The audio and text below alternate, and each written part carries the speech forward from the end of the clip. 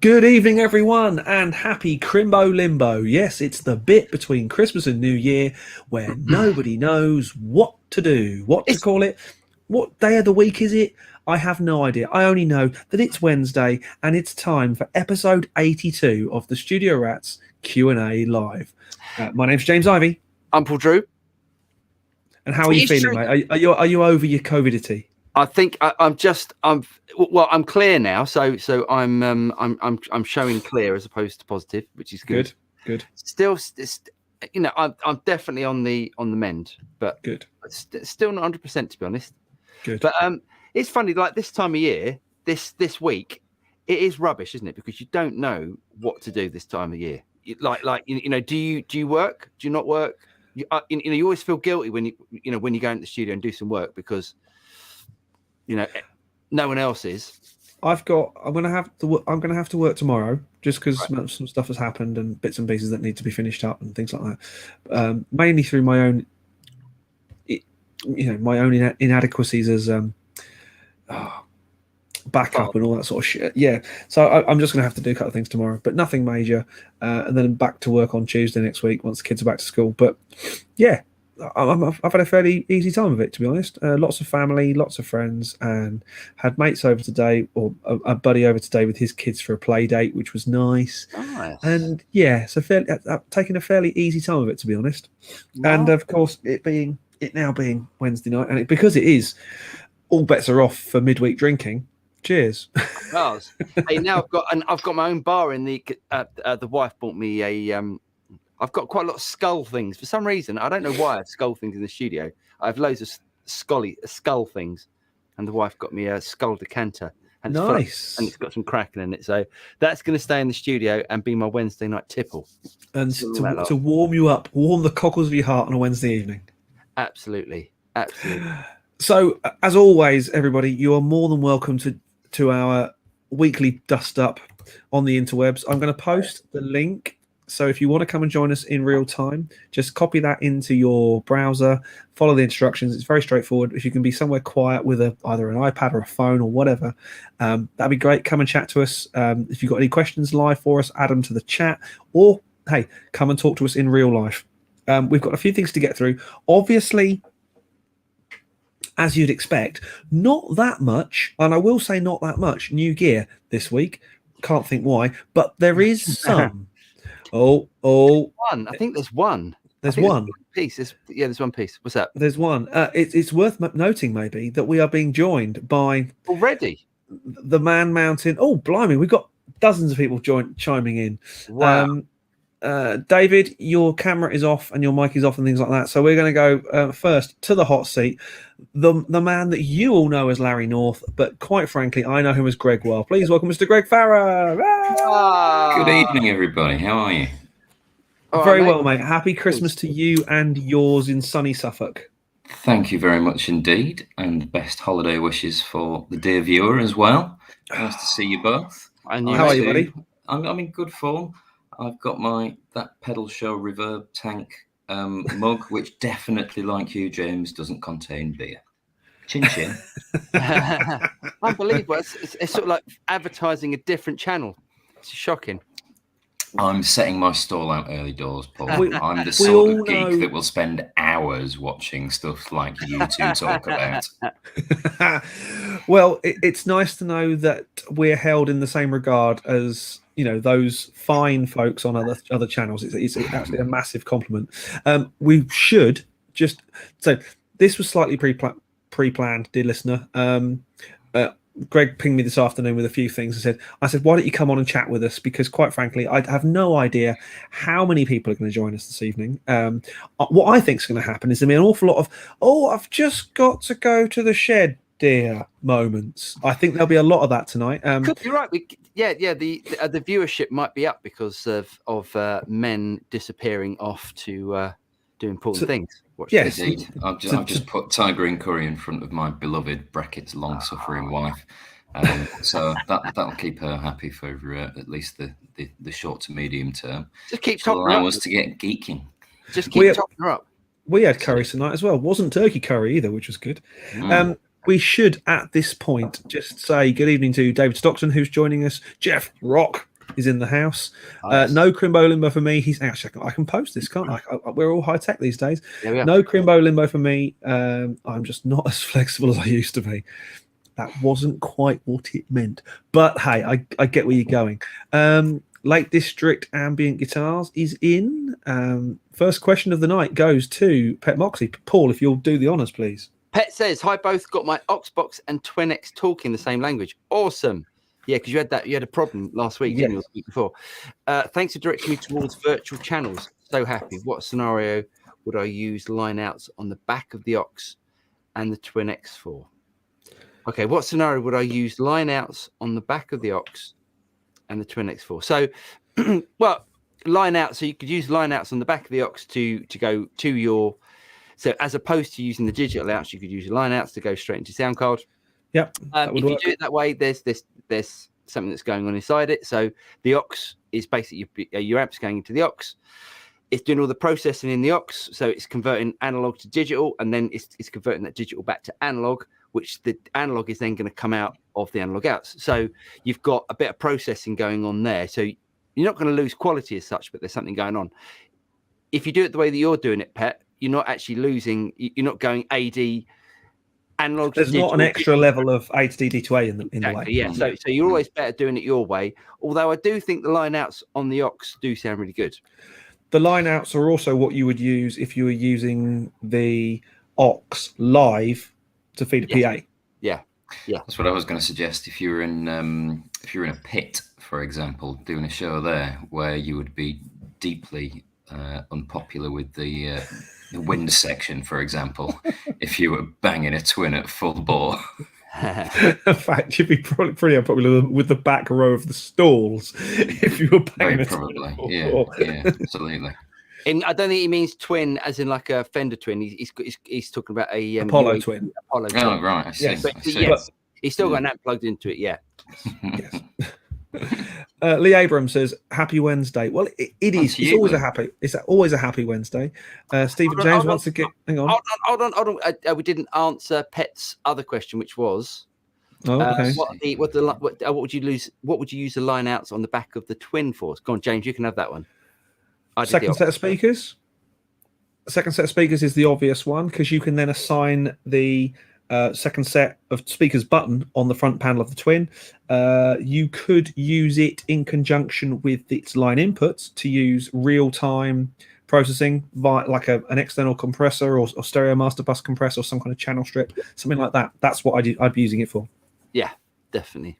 But second set of speakers is the common one because obviously these days a lot of people have got their what people generically term grot boxes and then their mains. Something small and nasty. Well, you know what? I'm making an effort. Anyway, Lee Abrams says, "Happy Wednesday." It certainly is. Hey, Stephen James from sunny Brisbane, Australia. Man. Stephen. At this point, I'm going to say, Australia, are you back in lockdown again for a third, fourth, fifth time? Because I'm hearing scary things, and yet New Zealand, they've got it sorted. They just locked the doors for 6 months and went, you lot can stay over there with your fish and chaps, and we'll stay over here with our fish and chips. Or is it the way around? I'm never quite sure. Fish and chops. Yeah, you can always tell if someone's from Australia or New Zealand by how they say fish and chips. Because I'm pretty sure if you're in New Zealand, you say fish and chaps. Correct. I'm pretty sure it's the way around. Wow, okay. Yeah, it's very good of that chap not to mention the cricket as well, wasn't it? Well done, Stephen. Well, we're not really that sort of channel, are we? Let's face it. Fulman Alley's in the house. They're all talking to themselves as well. Top Low Telly. I'm not sure what you mean by this. Roll Tide. Roll call. Roll call. I would have gone with Roll call. Okay, Jeff Rock Here we says, go. I feel guilty because I've spent $5,000 on an amp. Actually, I haven't I want spent to talk to you about this, Paul. I haven't actually spent $5,000 on an amp. It's so worse than that. It's so much worse. Oh, it is so much worse than that. It is so much worse than that. But I haven't actually spent $5,000 on that amp, so it's all good. Yes. No. Okay. So okay. Here's what happens. So there was a guy selling one on Facebook. As you do. With a cab. Yeah, Is Is it slightly warm? What? Is it slightly warm? It's come from Facebook. Is it slightly warm? Let's hope not. No, definitely not. No, it's all legit. He was selling that with a cab, and so it's secondhand. I didn't actually buy it, and I thought, well, the price that I've got it for is if I don't get on with it, it's I can move it on. I'm definitely not going to lose any money on it. So it's an easy pass if you don't like it. Yes, and I thought it's going to be great for the channel. It does nice, it's good content, and it's not going to cost me money to make videos for the channel. I can get that. If I don't like it, I can sell it, and then we'll move on. I thought it was an easy win doing that first video, Paul.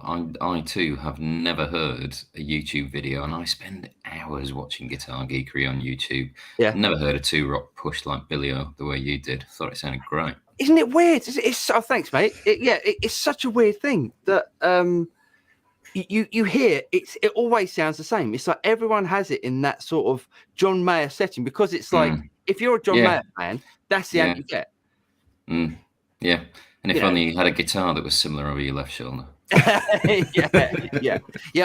But luckily I didn't plug. And I thought, if I plug that in, it's just going to be the same as every other video. Yeah. No, it does. The thing about it is that it doesn't crap out. Like a lot of Fender amps, when you drive them, they crap out in the bottom end. Yeah, and some people like that sound. Surely an element of that, though, is the fact that it is hand wired, point to point. It's the whole bag of mashings. It's not just out of a factory. I'm speaking to you sat on a Fender Reverb Deluxe 2, the one that Rivera made in the nice late 70s, early 80s, which is a hand-wired thing. Picked it up for 500 quid a few years ago. Absolute steal, but it's got the same clean channel as the normal Deluxe Reverb. But the difference between a standard off-the-shelf Fender amp and what you've got there via Facebook, which I similarly am a little confused about, but let's not dwell on that point, is that it's got the capacity, it's got the tweakability. You could spend hours doing videos on that thing, just showing people what it can do. Just the switching options alone were impressive. You go, wow. It's not. But it's no more than say like. No, it is more than a Dumble. It is more than that sort of Dumble circuit. But the thing about I'm looking at it because it's there, but it's very pretty. It's a love. I mean, it is like if it's made to perfection. It's absolutely made to a Yeah, you look at their roster and you know that those guys aren't just going to play it for the sake of it. Right? There's something to what they've done there. Those people but again, you hear. So I went through like loads of videos, just like going, is this for me? Because I couldn't try it out because I was in lockdown because I was positive. So I was like, should I do this? Should I do this? Should I not do it? And then I kept hearing the same thing, and I went, well, you know what? If it's just that same old clean sound, that's probably not going to be for me because it's nice, but that's not really what I do. It's not $5,000. And also, you don't need that. You've got that in other flavors from other places. You don't need that. What you need is the ultimate Paul Drew, clean on the verge of breakup. Hang on, quick. Well, here's the point. That thing there, that divided by 13 does that. That's exactly what that is. That is like the ultimate, slightly broken up. No, because it can get quite raucous, but it's the ultimate just clean on the verge of breakup sort of sound. And so I'm getting that out tomorrow, and I'm gonna do a video on that tomorrow to see if I prefer the 2-rock to that. Right. Okay. It's good to have that as a yardstick available to you as well, isn't it? Yeah. If you are going to drop a lot of money on something you're keeping forever, then having it divided by 13, then it's a start, isn't it? But the thing about that is, and the way that you can get them with effects loops. You can now. The guy makes them with effects loops. Again, it's like a point-to-point, hand-wired thing of beauty. Yeah, it's great. There's no reverb on it, and there's no effects loop on that. And that to me is like, how am I going to use this live? How would I use this in the studio? It's fantastic because I plug it in. I can either mic it up, put it through like all the boxes or whatever. Yep. Reverb exactly with me and the Chandler. Exactly. There's no loop on there. It just sounds amazing. But live, I can't. I would not take that out live because I haven't got any. I want reverb. I want. Sure. Yeah, totally. Anyway, The katana. but yeah, first world problems and all that. Do you know what I mean? Yeah, we'll come back to the very expensive elephant in the room later, because we'll just plow on through some of these greetings. K. Michael Pete says, "Howdy from San Sebastian, Florida. 29 degrees Celsius here. Just the 29. Just the Wow. 29. That's about perfect. Do you know that's even too hot for me? It's lovely. Really? Oh, 29 is good. 29 is about right. Okay. Is it? I had a message from Mrs. Joey Landreth earlier today, who said that the wind chill in Manitoba is minus 43. How are you speaking to Mrs. Joey Landreth? Look, it's a brave new world, Paul. If you can imagine, I'm not in the same room as you, and yet here we are talking. Are you bothering her? Have you got like some restraining order? No, not yet. Give it to me. So tell us a story. How are you speaking to Joey Landreth's wife? Just a DM on Instagram. You know? Yeah. But hold on a second. Why are you speaking to his wife? Why are you not speaking to him? Because she's a lovely lady. He's a nice guy. They've got a lovely child. They put interesting content on the interwebs. I see it. There we are. Nice. I like it. Oh, good. Anywho, he can play guitar, can't he? He can. Oh, my Lord. Yeah. What a guy. Yeah. In fact, the last guitar that I bought to set up in open sea to attempt to understand what on God's green earth it is that man does. Just phenomenal. And there's another guy who uses a two-rock. I can't remember. It's the Bloomfield, I think, that he works with. Oh, does he? Yes, Yeah. I think he does use Bloomfield. Yes. Yeah, but again, you know, the point from earlier, the level of people that those guys get playing their amps, that they must be doing something. It's like you get the stock amps, the good stock amps. Then you get the amps that are great. The stuff that's then tweaked to the celeb, if you like. Yeah. But by the celeb and their team of techs and whatever. I mean, you have to look at some of the. Well, Mayer's done that PRS amp now, hasn't he? Yes, but then you get the next level of toys that are just as good as it can possibly be. I would say, in a drum kit terms, you've got your Pearl exports, the stuff that you start off perfectly good serviceable instruments. You then move up to something Yamaha, which is again perfectly serviceable, great sounding instruments, would never let you down. You then move up to your kind of DWs and that sort of stuff, which is getting towards about as good as most dentists would go to in the nicest possible way. Yeah. But then you step up to something custom built and something handmade for you. Professional. Sure. Yeah. And that's where those guys are. That's where I'd put that kit. Sure. That Sonar. Sure. It's off the chart amazing. That's where I'd put like the 2-rock and the divided by 13 and the Dumbles, things like that. They're ridiculously expensive, but you are paying for that absolute nth degree of attention to detail. The fairy dust, isn't it? Yeah. Well, but the divided by 13s, they're expensive. They're nowhere near the price. You can buy a few of them for that, for the price of the. But the divided by 13 stuff, that they're in that kind of. It's hand built at hand. Yeah. Everything's like made by one guy that's just who's a bit of a genius. Yes, I get that. Yeah. Anyway, let's keep going. Because I want to get through and get onto some of these talking points that we've got kind of etched out for today. That'd be nice for Easter, bit of springtime. Ester. Saw the eggs in the supermarket earlier. You did? Did you really? I did, mate. Seriously. Yeah. Well, anyway, Kreenar's in the house. Great to see you, buddy. I've posted the links to tonight's show, so anyone who wants to join us can do. Dave McQuillan's in. I'm going to do it. I'm going to do it once again. There it is. There it is. Whoop! There it is. Interesting sound when you play a 12-string on one of these. Wow. That cuts you in half. Pet says, I missed your last live chat as I was watching ice hockey in Cardiff. Oh, wow. Nice. I couldn't justify pulling the phone out in the presence of our lads' night out. I was tempted, though. Good man. Why didn't Pet just download it whilst at the ice hockey and let everybody enjoy it on the journey home? They should have put it on Just the big saying. screen in the Just archive. saying. Yeah. on the jumbotron. Well done, Peg. Good effort. K-Mug says, let's go, Brandon. Getting political. Let's move on. Maybe I missed I something. missed that one. Hold on. A little bit I'm political sure, I'm for sure those it's all relevant. United States chaps. Hard bars in the house. Happy New Year to you for next week, mate. Yes. Hi, David Brose. Hope you're doing well. What did you two get for Christmas? I got lots of clothes, usual sort of stuff. Nothing musical. I got smelly stuff because I think everyone's trying to tell me I stink. I got money, which is always nice, because then I can go and buy something I want rather than stuff that people think I want. Nice. Beer, which is always good. My mum always sticks some money in the card, but also this year stuck a selection of Adnam's finest in a tote bag for me, which was very lovely.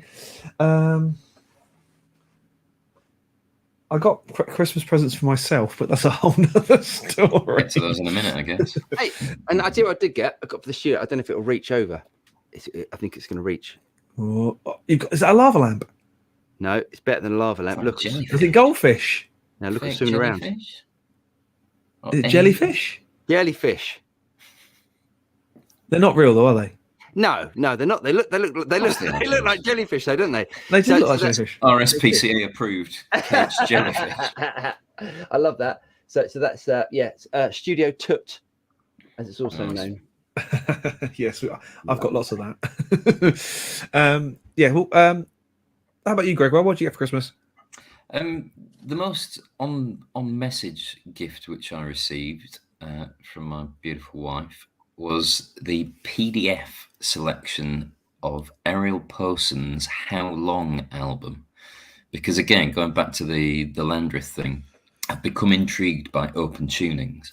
And when I saw his Black Friday sale on Poson's website, I thought, the How Long album, A, is beautiful, and B, there's quite obviously a selection of different tunings involved on that album, so I'll have that. So I'm going back to school in January. I'm going to be printing off the PDFs and scribbling some notes on some actual notes on manuscript and such like. Trying to avoid just taking the easy option of looking at the tab. For the first time since uni, presumably. Other than the pit stuff, every now and then I get a call from a friend who says, "Come and play this." So I get to try and work out how the dots and strange squiggly lines work again. But first time in a long time. So for anyone who doesn't know, Gregoire is not only part of my team that do cheerleading thing, the craziness that is cheerleading. Crazy, it very much is. Certainly is. He's a mighty fine guitar player, but also a mighty fine cellist as well. That's what the MA was in, yeah. And are you saying pit work from cellisting or from guitaristing? There was one intriguing year where I had the electric on. I played stud up for the most part. I had the electric on a strap. I'd manufactured an acoustic stand out of a music stand that I used some DIY clamps to hold it together with, because there wasn't enough time to put the electric down before getting onto the acoustic, because I was doing 2 guitar parts for the price of 1 player, because that's the way the music industry is, as everybody knows. And then when it wasn't a requirement to be 2 different guitarists, I also intermittently sat down and played cello. Nice. Still just got the 1 wage though, which was strange. Of course. You didn't get a doubling fee. See, that's the lovely thing about percussionists. You get a doubling fee and you get porterage. So even if you put a triangle in your top pocket, they pay you for it. Needs most. Fair play. I think those days have long gone as well, to be totally honest. But if you lug in a set of Timps, which by the way, I nearly bought a set of Timps. Oh, don't buy a set of Timps. Jeez. Where are you going to stick those? How are you going to get them past Jen without her seeing him arrive? She was the one who told me to buy them. No. If you've got the royal crown of truth, I nearly bought a set of Timps. Only 2, but that would have been pretty epic. But just too many, mate. Because Tim, you cannot do. I don't care who you are. Timp samples always sound like a bag of spanners. They always sound bad. Plus, when you do your Roger Taylor tribute act, there's always a hole if you haven't got a Timp. Or Roger Taylor, Taylor Hawkins, Taylor Hawkins. Stephen Adler. You know, the list is all these guys had a timp next to them for their solos. Bonzo, John Bonham had a timp. That's the problem. Like drummers should definitely not be doing solos. That is. Oh yeah, there's the first flaw in that project. All right. I'm just going to mute. I'm going to mute Paul. Top Load Teddy says now he wants a $5,000 2 rock. Yeah, I'd recommend trying one out. Top Load, definitely go and plug one in.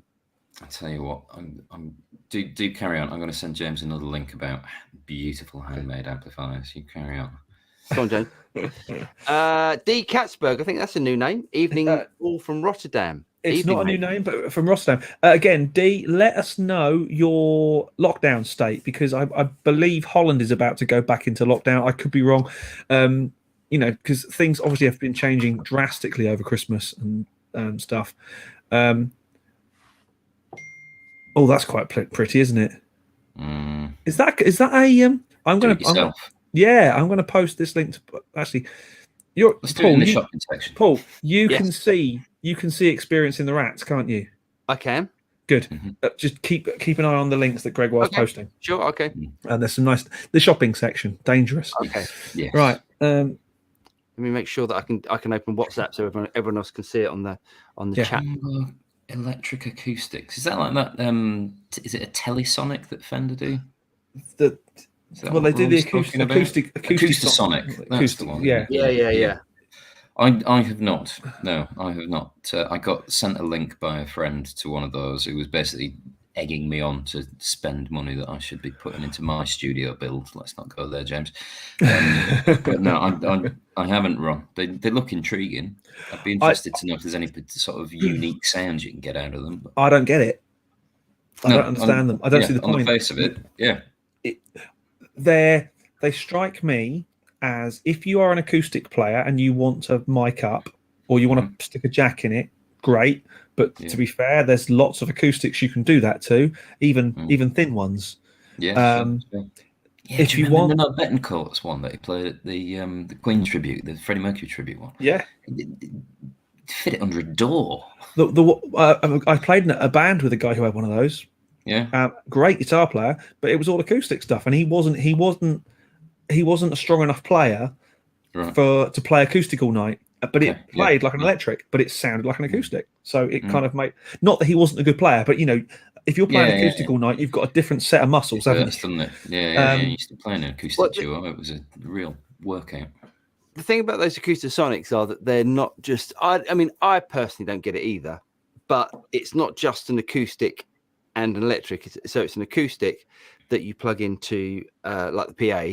And then you can switch on I don't know if it's all of them, but you can switch on like an overdrive sort of circuit inside the pickup and actually use the pickup. And it does actually sound quite good. So it's sort of akin to a hollow body electric then? Yeah, more sort of telly-ish, I would say, than really? Yeah. I'll let you know, because I've got a Telecaster thin line that I bought at the last auctions.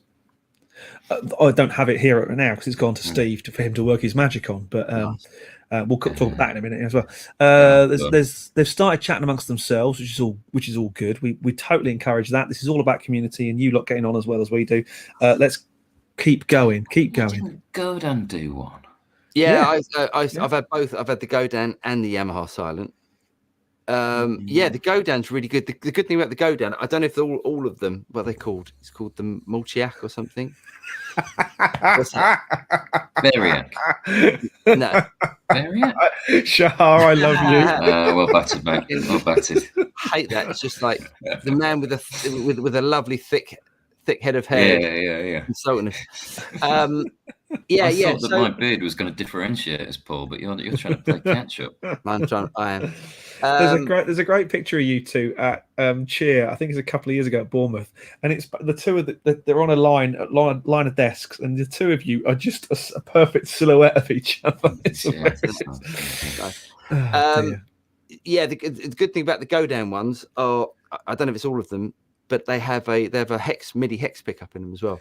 Yes, and that's been very useful in the past. Yeah, that's been. I am bypassing any talk of football, sport, or stuff I don't understand. Absolutely. So you guys can crack, as in you guys in the chat can crack on. We're going to do the music stuff because I don't understand football. Oh, And it looks stuff. like Mike's got a new logo going on. He has. I've had my COVID booster, as have I. Paul wishes he had. I wish I had. Yeah. Damn. You had another bout, mate? Huh? Have you had another round of COVID? Have you? No, I've only had it once, and it was just like so. My last day was Boxing Day. Right. My last. My every cloud managed to avoid the in-laws. Then well done. Absolutely. Lee says, would love to have heard that 2-Rock with a TS9 or SD1 in front, just to hear how liquid you could get a lead sound. Do you know? Yes. So I have been doing that, and I have been trying that out with tube screamers and different overdrive pedals. The reason why I didn't do that was because I just wanted to show the amp as opposed to how it sounded with sort of different pedals and stuff. Cool. But yes, I'll go on to that. Happy Christmas, says Mike. Bruce Brooks says, Paul, just keep the 2-Rock. Sounds great. If they call to get it back, just don't answer the phone. Play dead or something, or just say wrong number. Mike says 2-Rock was nice, but for me, not 5K nice. I think you should. I think you sound great through blue guitar. Well, cheers, mate. That's very kind. Cheers, but he Mike. also does that. Blue thing's been a revelation this year, hasn't it? But he also says, "But I'm not in the room." Yeah, that's good context, Mike. It is really good context. The blue guitar. I mean, we're going to talk about later on in the show. We're going to talk about our hits and misses of 2021. You know, like stuff. You know, the stuff we really liked and the stuff we didn't. And the blue guitar amp one for me is like, yes, it's game changer. Yeah, great. That word is used all too often, but actually, the thing is, in which year was it a game changer? Because they've been around. Well, yeah, I was going to say that's exactly where I was going, James. But it's been there for a long time in my eBay list of things that I'm watching, but I never got around to it. And hearing what you guys have done with it this year. But I think we're talking about stuff that's new to us this year. Yeah, absolutely. Yeah. It could be like James bought that Blues Breaker pedal. Yes. And God knows how old that is. That's got to be mid-80s. I would have thought that one. Yes. Anywho, let's carry on. We'll get to a logical point where this all starts to make sense. Stephen James says we are opening up, but virus cases are increasing. Each state have certain restrictions. Government are telling us we just need to live with it. Performed a gig yesterday. Oh, that's interesting. Good for you, Steve. Performed a gig yesterday. Nice. Another gig for New Year's Eve. Me and James got ours. That's been cancelled. Yeah. Some money down on that. Where they asked people to wear masks, but everyone is over it. We're lucky we're in summer. That is true. We can spend a lot of time outside. Lovely. Yeah. Outdoor gigs. Nice. Yeah. That'd be nice. Good for you for actually getting a gig on though, Stephen. That's nice to hear that people are still making it happen. Yeah, definitely. John Wallace says, afternoon, gents, from abnormally snowy Seattle. Nice. Apparently, not many people sleeping much, though. Shocking. Carry on. Next. Top Low Telly says, I'd be curious to know what's happening on that side of the pond regarding live gigs. Are the clubs and bars supporting live music? And if so, how much are gigs paying these days over there? It's a good question. So depends where you are. I mean, if you're talking about the UK as a whole, I'm guessing Top Low Telly, you're in the States. So I was chatting with a friend of mine in Greg Wells today. In fact, Bagua came over with his two delightful little ones.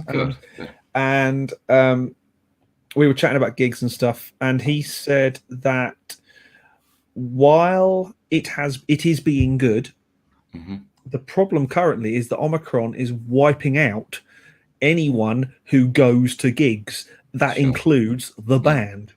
I heard a story from my old man over Christmas where one of his quartet did a gig with a 20-piece string section and an opera singer, and the opera singer had it and proceeded to belt it all over the first 5 rows of the audience and the string section. And 18 of the 20-something strong string section also went down with it. So while COVID-19 is doing what viruses do, which they're becoming more transmissible, but they're becoming less effective as they mutate. That is my understanding of it from speaking to those in the know. Basically, my brother, who is a doctor of You can Doctor get that of- information from Doctor of Love. Brian May's Instagram feed as well. But anyway, Yes, carry on. but yeah, at least my brother is at least a medical doctor of letters and stuff. Brian's a scientist. Let's not forget. I know. So yes, it's a bit crap at the moment. The problem is the government haven't shut us down. So when gigs get cancelled, they're just being cancelled because the venue are being careful, or the venue are being paranoid, depending on how you want to look at it. Sure. And there is no recourse at the moment for bands. So if your New Year's Eve gig's cancelled, like mine and Paul's has been, I turned around. What I wanted to do was turn around to the agent and say, look, the gig's not being cancelled by the government. It's being cancelled by the venue. Therefore, there should be a cancellation fee. Yep.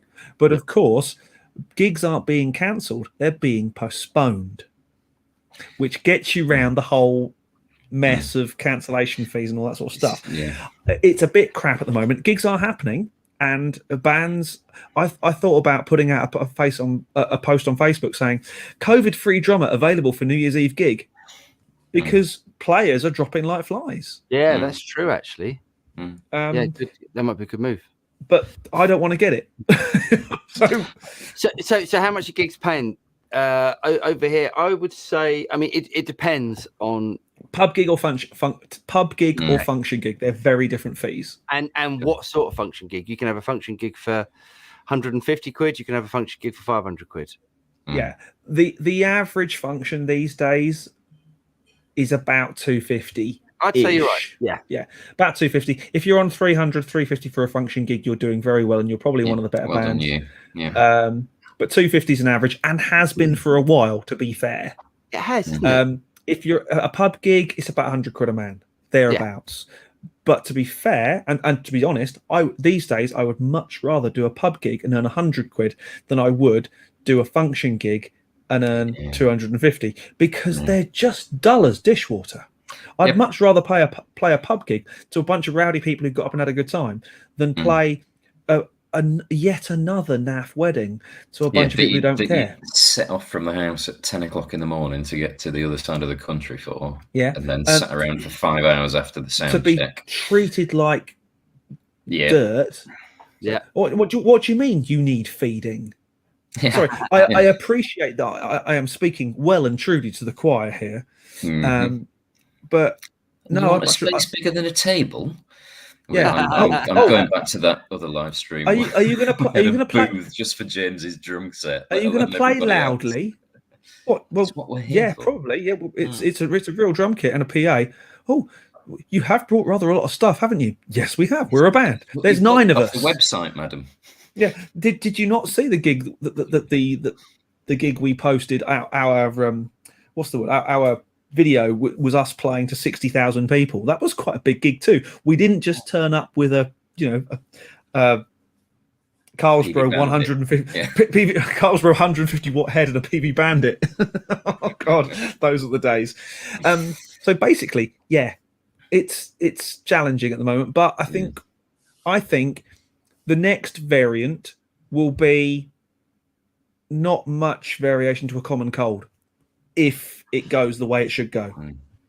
Yeah, I think Top Load Telly's, it's a good question. We've kind of gone off on a different political tangent than I was expecting to do. Let's keep moving, shall we? Sorry, rant. So David says, so Paul, you bought the matches too. I have bought the matches. I have, and I want to talk about this actually.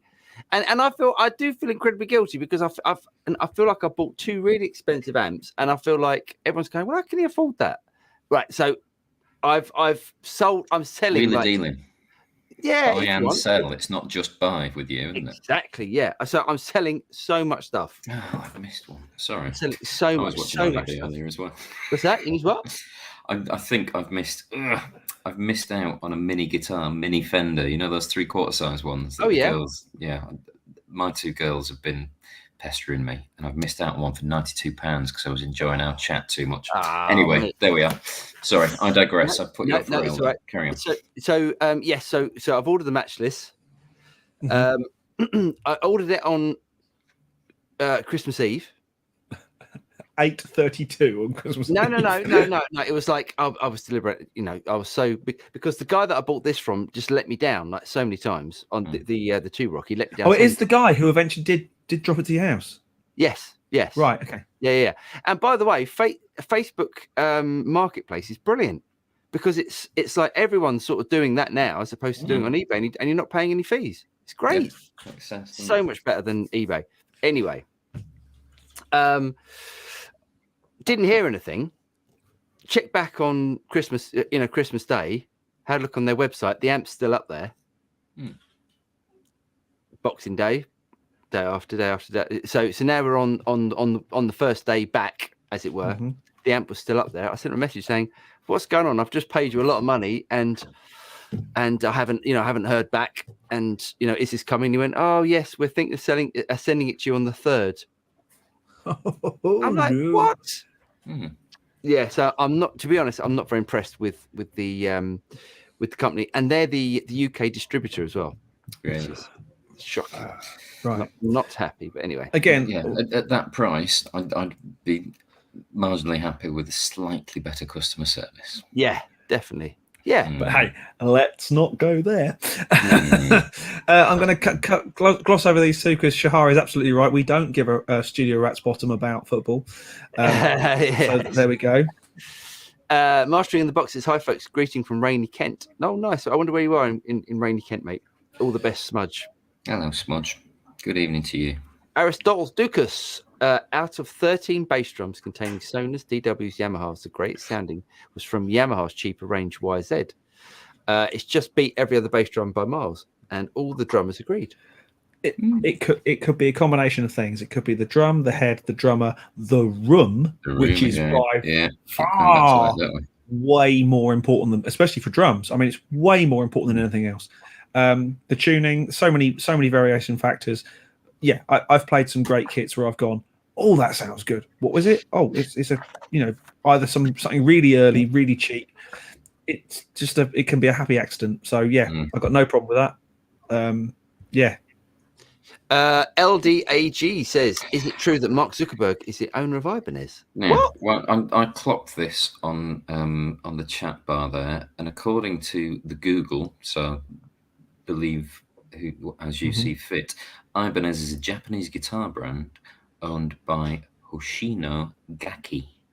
That's going to come through backwards for you guys, isn't it? Hoshino is because Ibanez, Tama, a few other sort of Japanese brands are owned by the same company, the same guy. So yes, that all makes sense to me.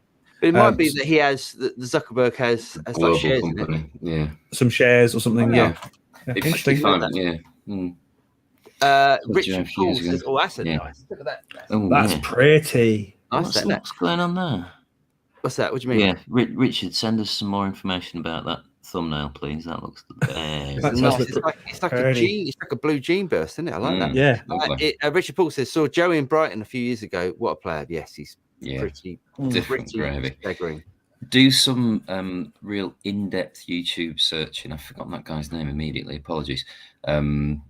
If you can find the Mulecaster YouTube channel, you will find Joey doing about a half-hour description of this is how you play an open C, and just sat with a nice resonator guitar, talking, playing, and showing the depth of theory knowledge on that guy as well, let alone how classy a player he is. He understands music full stop, let alone just how to strum a guitar, doesn't he?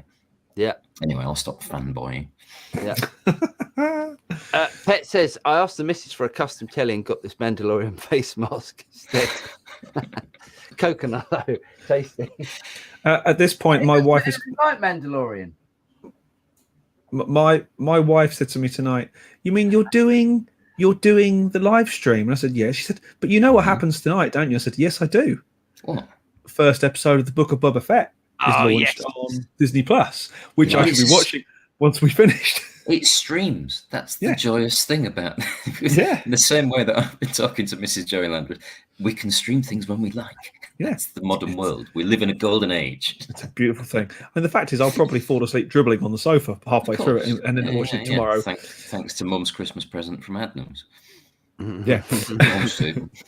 Bruce Brooks says both of my sons played cello in touring classical orchestras. Nice. Good for you, Bruce. Good for them. That's fair play to them. Not many seats in those gigs, so they must be pretty tasty players. Congratulations. John Wallace says Kiesel has them as well. There are a number of other guitar manufacturers that do these type of acoustics. Oh yeah, Kiesel got that weird looking telly thing. Weird looking thing. But sometimes those weird looking guitars, you think it's like what's the one I tried a little while ago and went, oh my god, the John Petrucci Majesty. Yeah. Which is not, to me, it's not as an attractive guitar as the JP series. I think the JP, oh god, it's a bit understated. No, I think they look beautiful. I think they look like if someone said to a kid, draw a guitar, that's what they look like. That's what they draw. Whereas the Majesties look a bit weird. Yeah. But wow, do they play nicely? I've never tried one. To the point where I nearly bought one there and then, because it was like, it's like butter under your fingers. It was gorgeous. Right. But I think John Petrucci could probably pick up your 1962 Hohner and make it sound like John Petrucci. Hofner, sorry, not Hofner. Yeah, that thing. Anyway. Yeah, that looks quite tasty actually. Denzel Pepper says, "Yo, I'm Denzel. What's your favourite guitar? Mine is the Fender Jazzmaster guitar, which I play in my band. We have a gig coming up in January. We'll be debuting some new songs. Hot cross buns. Nice, mate. Sounds James, like fun. favourite guitar?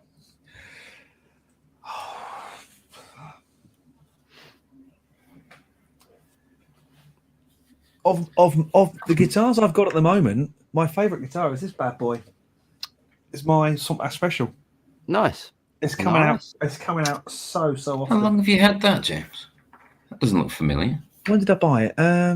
6 months ago? 6 months. Yeah. So 6 months. 6 months ago. Nice. It's an absolute beauty. I will. Yeah, let's have a look. I will show it off. Ah, it's got the three. Nice. The three, what they call Narrowfields, aren't they? They is. With the dark bird inlays. I think they're what they call midnight birds or something inlays. Chicken. And it is an absolute beauty. It's got one little tiny ding on it. But other than that, this thing has come out on so many sessions, and it plays sucker so for a nicely. natural finish. Yeah, I've always had a soft spot for the Washburn N2 or N4 or whatever. Just any electric guitar that looks like an acoustic or classical instrument. We can see the grain and the timbre and everything. Yeah. That was. I've actually done that with my the first electric guitar that I got, a Stratship Object, for Christmas when I was about 13.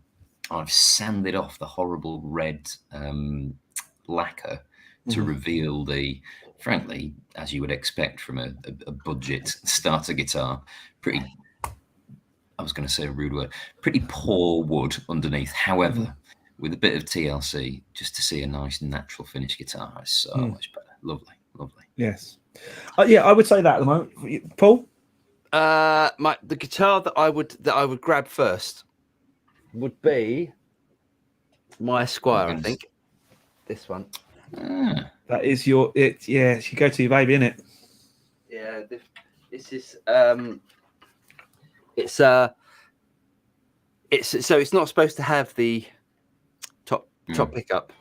So it's an Esquire, so it's only got it comes with one pickup, but as it's I don't know, all Fenders, even the old sort of the old ones apparently were double routed, so I put a Seymour Duncan in there, but it's an Esquire, so it says classic Leo, isn't it? Don't change the system. We've worked it out to the cheapest cent to be able to do it like this. Yeah. Even if we don't need that hole, we're going to do it, because if we change the system, we'll lose production.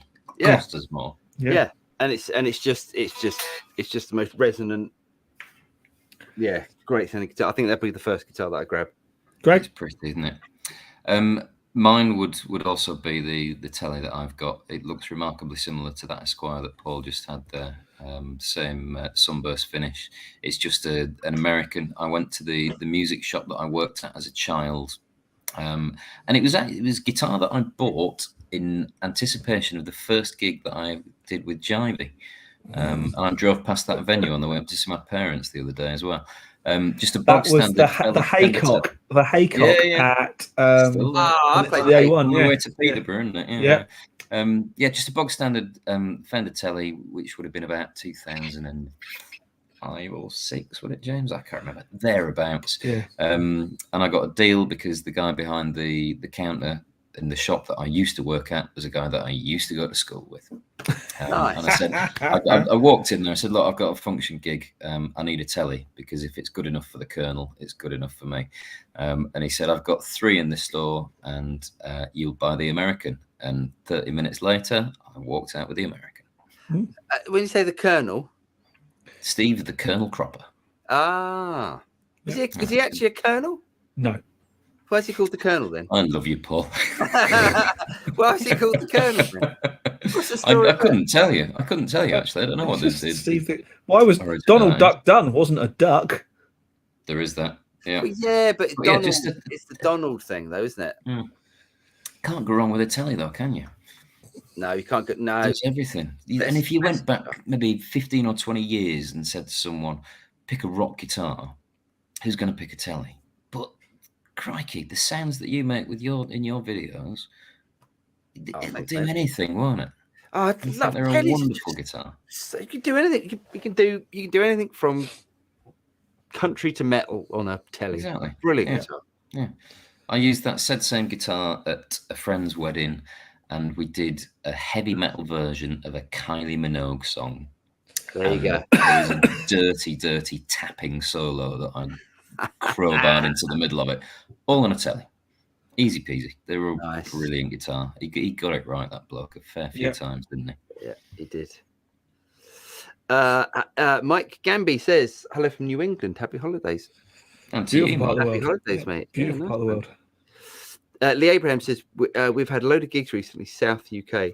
No cancellations yet. We had one band member test positive, but as he's second guitarist, I just covered the bits and we soldiered on. Broke out the emergency third arm. Well done, Lee. Yeah. New Year's Eve gig is still on, and venue looking forward to us arriving on Friday. Nice. Brilliant. I wish we had a gig. I'd fancy a gig. I fancy a gig. Shall we do a gig? So when I got my new room, we can all come over and we can all do a gig on a Wednesday night.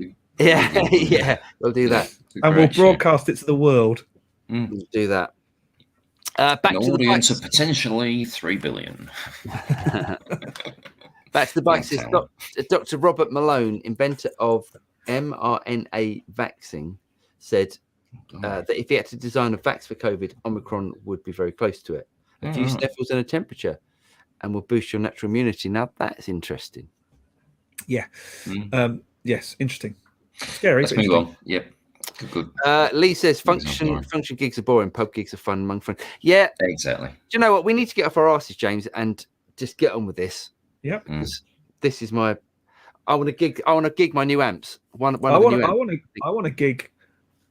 I'd like to say from some. Bear in mind, this is from someone who gigged probably 2 or 3 nights a week through the off season, and 4 or 5 nights a week during the summer for 10 years, for 14 years with the same band. I was going to say longer than 10 years. You know, I've done a lot of gigs, and that's in one 14-year stretch. To then go and not gig for 4 years, nearly 4 years, nearly 4 years, was really weird. So yeah, I'm quite keen to get back to it.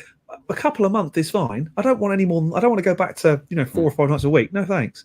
There ain't enough money in the world for that. Because sorry, no, just I need to remind myself to say something after you finished. Just go on. Sorry, James. I finished. Yeah. Okay. Yeah. Right. We are sorry, guys. This is completely irrelevant to anything else that we're talking about so far. We're waffling, aren't we? We're a broad chip. No. It's good. It's good. It's good. But we are so close to 30,000. Yes, we are. What are you going to give away? Gold-plated Telecaster. A night with James. Not like that, Jen. Don't worry if you're watching. To be honest, I'll be asleep, so there's no problem there. We're 29,812, and I was hoping to do it, and I didn't think we were going to get that far before New Year's. We've got a few days for New Year, so if anyone hasn't subscribed and you want to hear some more of this guff, or actually, if subscribe. you want to have your say in what guff we spout, even better. then please. This, you know, as an occasional contributor, I think this is, and I probably speak for a good number of the other people viewing tonight, this is one of the delightful things about you guys, is that you are a broad church, and it is, you could argue, quite a niche market in terms of the level of geekery that you're prepared to go into. But God bless you. I'm a fully paid up member. There are lots of us out there, so thanks for doing what you do. Oh, cheers, Well, mate. We enjoy it. Thank you, buddy. Yeah, I mean, it's all very well saying, "Oh, people do it for money." Well, currently we don't, and I'm exactly. not that fussed about that at the moment. I'm doing it Google because we how like much doing money it. you make at 30,000 subscriptions.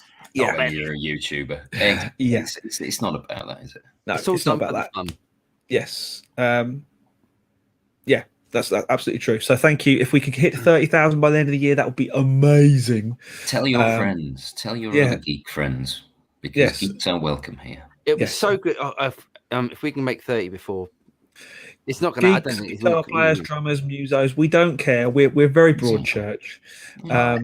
Yes. Anyway, that's Mike says, personally, I will not go to see live music at the moment. Not worth the health risk.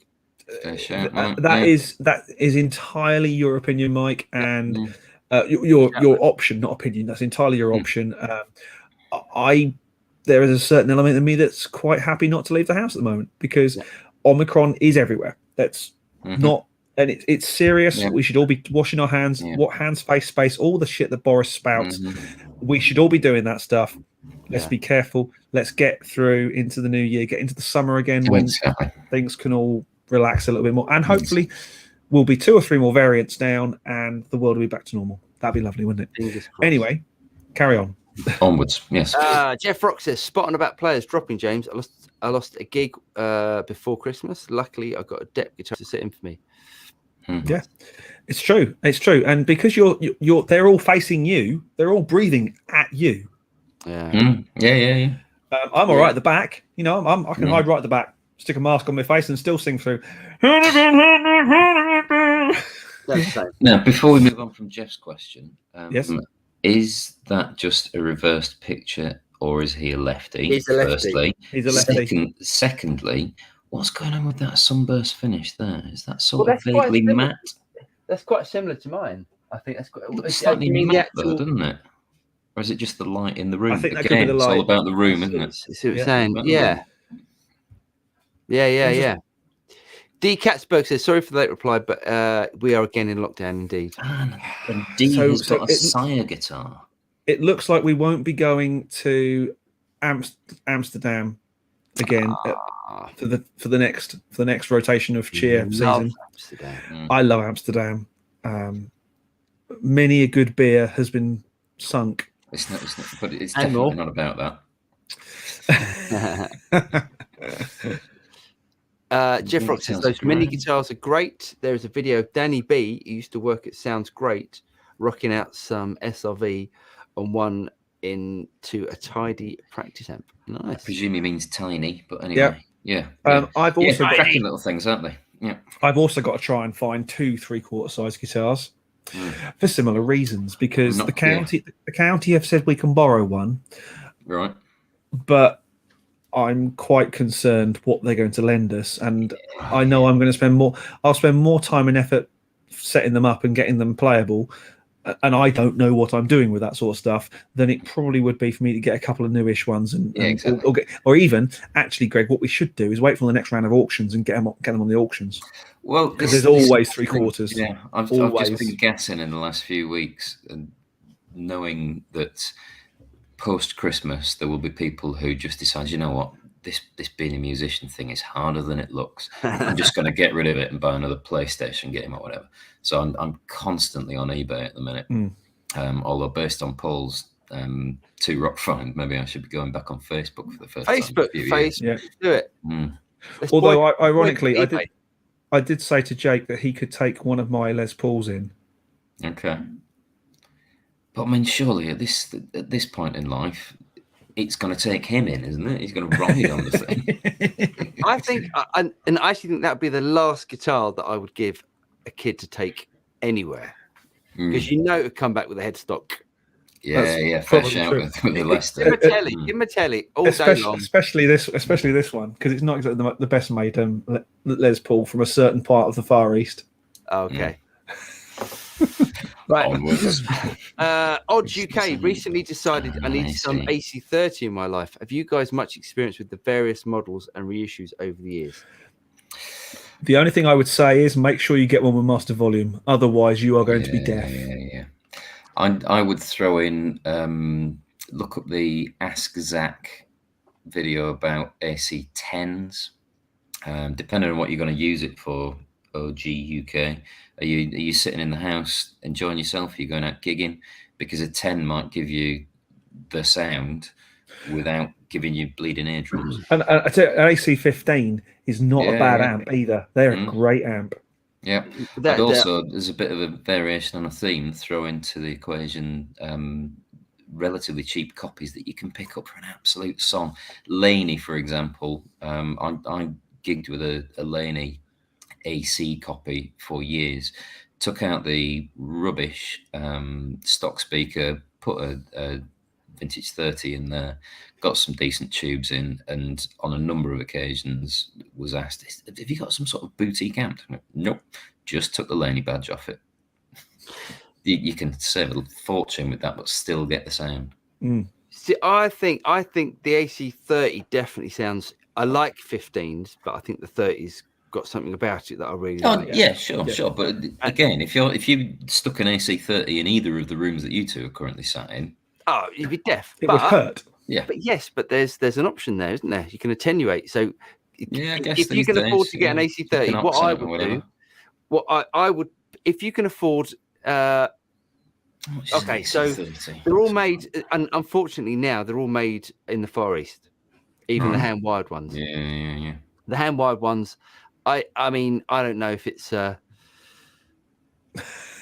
I don't know. I don't know what's going on there, but it's so Ace Vox. I think that ended £900 for an SE30 in the UK. Yeah, and so I would do that, and I'd get a Torpedo Captor X. How much does a Captor go for? £400, something like that. Yeah. Half as much as the amp. You might find an AC30 on Fleabay or on Facebook Marketplace. That will save you a few quid. Likewise, a Captor. I mean, I would definitely. Vox refurbs themselves, right? But okay, so this is my thing about AC30s. If you buy an AC30, prepare to be having problems with it. So because they eat valves. They eat valves. Oh my god, they eat valves. And then even if you go and get something like a good copy, something like a good something like an AC40, something like a Morgan, again eats valves. Anything for me with EL84s. Munches.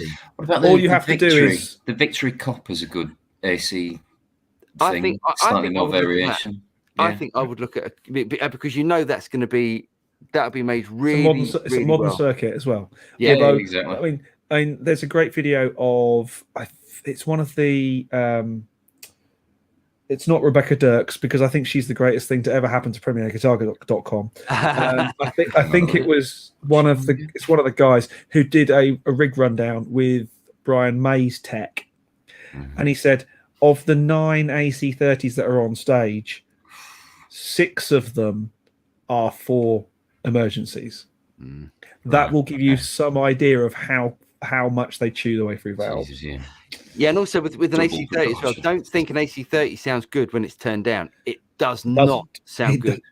No, you have to crank that. You have to crank the amp. Yes, and then they sound glorious. Mastering in the box. I'm from rather groomy Maidstone, but the wine is making it feel nicer. Chin mastering. Yeah, I'll drink to that. I'll drink to that. Do you think who was it that was suggesting that Ibanez was owned by Zuckerberg? Are we missing another joke? No, I think it's just no, it's not. I think John is just chiming in with. Okay. Thank you, John. Aristotle's Dukas, the bass drum has the bass drums had some heads. Some same tuning, and they formed a big circle in the same room. Of course, it would not have been proper test otherwise. Great. Interesting. Good. Then, Nice great. to have some definitive science about it. So many Yeah. variables. But worth saying though, the same kit you in the different part of the room will sound different. Yeah, very true. The place in the room is really important. Yeah, definitely. You know that there are legendary rooms where they mark where they put the drum rug every time. East West has got some of that going on, as has Capitol. You know, they always put the drums in a certain place because that's where the drums sound great. So don't just say, "Oh, it's in the same room." It needs to be in the same spot in the same room. But that's me being particularly finicky. I don't think you are. I think it's definitely worth it. I'm used to go and watch a band here in the UK regularly, and they recorded most of their albums in the crypt of a church in Yorkshire, which is in the north of England. And when they first got the deal to be able to use that space, the two guys that did most of the producing and engineering just wandered around the room with microphones and instruments and moved amplifiers and thought, right, yeah, so the drums are going to live there, the bass is going to live, and absolutely figured out the room as best they could. But had this wonderful crypt of really architecturally very interesting room in which to record. But they did the science on it to make the best of what's available, in the same way that, you know, as and when that build is done, James is going to tinker around, and here we are again. We're talking about the stuff that only geeks go into. Did you see talking about crypts? There was a photo going around of the lead singer of death metal band Cannibal Corpse. With his Christmas, and he's smiling, and he's got it's his Christmas present, and he's got like a big Lego set. It's just really, you wouldn't expect it from Cannibal Corpse. He's having a lovely big Jenga. I've spent a large chunk of Christmas doing Lego, and I'm absolutely loving it. Absolutely, can't go wrong. Yeah, those Scandinavians know what they're doing with toys, don't they? My only problem is, don't take it apart. Oh yeah. Did you ever used to glue things together once you'd done it? Anyway, no. That's all gone a bit Lego movie. Keith Axel says, Paul, any thoughts of looking at the Bluetone amps as well? I've never heard of Bluetone. I don't think we've got them over here, Keith. Carton and Ford have both used these as a Dumble-like road amp. Oh, interesting. Bluetone Overdrive Special is the second Google result. Is it? It's gone. Oh, it's cool. And it's actually called the Overdrive Special, is it? The ultimate. Oh my crikey! I don't know if you can see that thumbnail. It does look a lot like a Dumble-esque sort of. Yeah, I can't see what the model name funny, is. Isn't it? It's funny. It's funny, like how the Dumble clones. They've made, you know, like a lot of these Dumble. They just go, right, that is the way a Dumble looks. I'm copying. We're gonna do the Bludo Drive. It's called the Bludo Drive. Nice. 100-watt RMS standard, 50-watt available by special request. 6L6 or EL34/6CA7. $5,000 US. Let's move on, shall we, gentlemen? It's the same. Yeah. So Shahar Bar says that's for the tip of Boba Fett series debut. Nice. Yeah, I'm looking forward to that. And it's the original Boba Fett, isn't it? Is it the guy that played Boba Fett? No, it's the guy who played Boba Fett in the prequels. Yes. Okay. It's not the guy who played Boba Fett in Empire Strikes Back or Return of the Jedi. Right. Okay. Yeah, he'd be pushing on a bit by now, wouldn't he? He probably would be. Yes, I can't remember his name, but he has passed away sadly as well. He passed away a few years ago. That would make it difficult to be in the new thing. Yeah, I don't remember his name, but certainly legend. You know. Anyway, yes, absolutely. David Brose, it seems that you English chaps love Joey, but what about Sonny? Sonny Landreth, a legend. I've never heard anything. He's a little bit more country, isn't he, Sonny Landreth? Well, he can do a little bit more country. He's genius. Stick a slide on his finger, and he just sounds phenomenal. Again, sending people off to other channels. Have a look at the Truefire guitar tuition app. The Sonny Landreth course. Wow, phenomenal. Awesome. Bruce Brooks says James has loads of guitars and amps behind him, so why doesn't Paul have a drum set? Because there's a really good reason for that. I'm the worst drummer. Because Paul is a musician. I didn't say that. Get out. Sorry. Get out of my room. Yeah, no, definitely not. Definitely not. Yeah, because Paul and I can't do that thing where arms do two. Sorry, there we go. Arms do two. You see that? There's the example right there. No. There's two arms doing two things. Now make your feet do two different things as Oh well. no. Not for me. I'm going to tap sing. out and sing at the same time. Yeah. All right, go back to the Eagles. Okay, at this point, I think we should dive into our finds of the week and finds of the year. Okay. At this point, because I've got a nice, easy saved point, and we're fairly well through. Okay. Yeah, Whilst you're finding, I need to rehydrate. Shall I? Has your glass got a problem with it? Oh, okay. Paul is going to. Share. This is the only thing that's new this week. Yeah, and I found it. And the problem is, I want one. Why is that a problem? I mean, they've re-released it, haven't they? Yeah. It's so it's 150 quid. Yeah, it's not that bad these days. So I've played the original blue stripe one on the right hand side of that picture, and I've played one because my buddy Bruce at ADG has one, and it is without a shadow of a doubt the best chorus modulation pedal I have ever heard. Okay. It just sounded creamy and oozy and lovely. It's the pedal Eric Johnson uses. That's enough for me. I'll go with that. Yeah. It's a decent endorsement. If this comes anything like close, it's going on the board. And I will actually, I'm going to buy one of these as soon as they become. I think Thomann already have them. I'm sure they probably do. My only concern with this, given that it's TC and you guys being industry insiders know better than I. Yeah, it's TC or Behringer. Yeah, exactly. So I'm paying 175 quid for something that Behringer would stick out at 50 or 60 quid. The problem is that as the guys at JHS did, the Behringer pedals are very, very good because they've taken TC's pedal knowledge and basically gone, right, we can do it for that because we can make a gazillion at a time and chuck them out for 30 quid. But surely the key there is that they sound very good, but if you were to go out and gig with a little plastic enclosure, you are going to spend as much as the original pedal in replacements. But this isn't a plastic enclosure. This is a metal box. Is this a real deal? Hence, it's 150 quid, I think. Okay. I mean, to be honest, I'm tempted to order one and bite the bullet on this one, and we'll do a pedal shoot video thing on it, because if this sounds anything like as good as Bruce's one, it's going to be knockout. Even if it's 60% of the way there, it's still going to be the stereo chorus.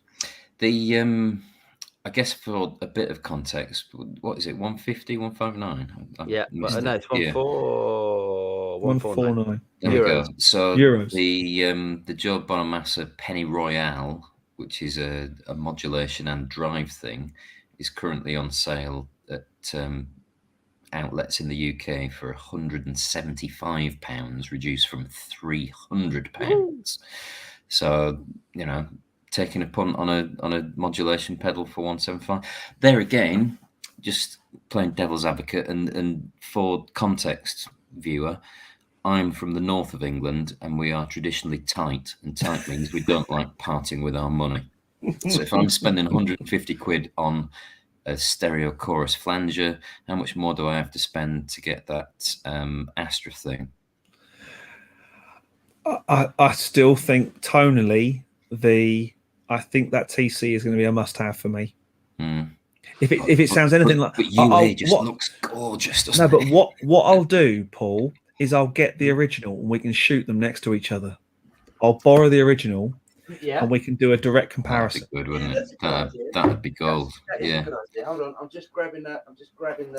What? Because the only chorusy modulation pedal I've got at the minute is they're upside down.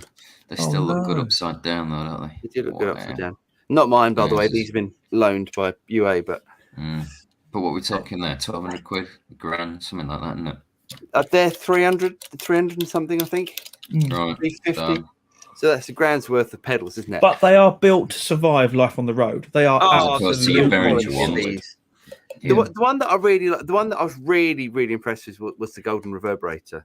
Hmm. The rest, Just before everybody really... chimes in with their comments, can I say I'm not screaming at the screen. Why on earth have we only seen one of your demos so far, given that you've got all three of them?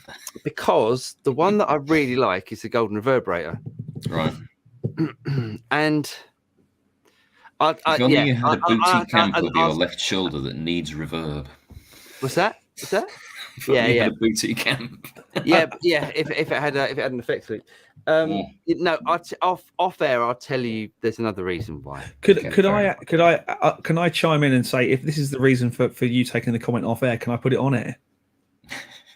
Basically, although we don't do this for money, giving away our RSP, our USP on this is like saying to brands, you know what, we'll bend over and you just crack on. So if we do one video for you, yes, we'll do that one for love and for free. If you want any more, come on, cough up. Fair enough. Sorry, I wasn't going to say. I know you weren't. You're being polite about it. Yeah, but I did the UA video, and UA have been really good to us in the past.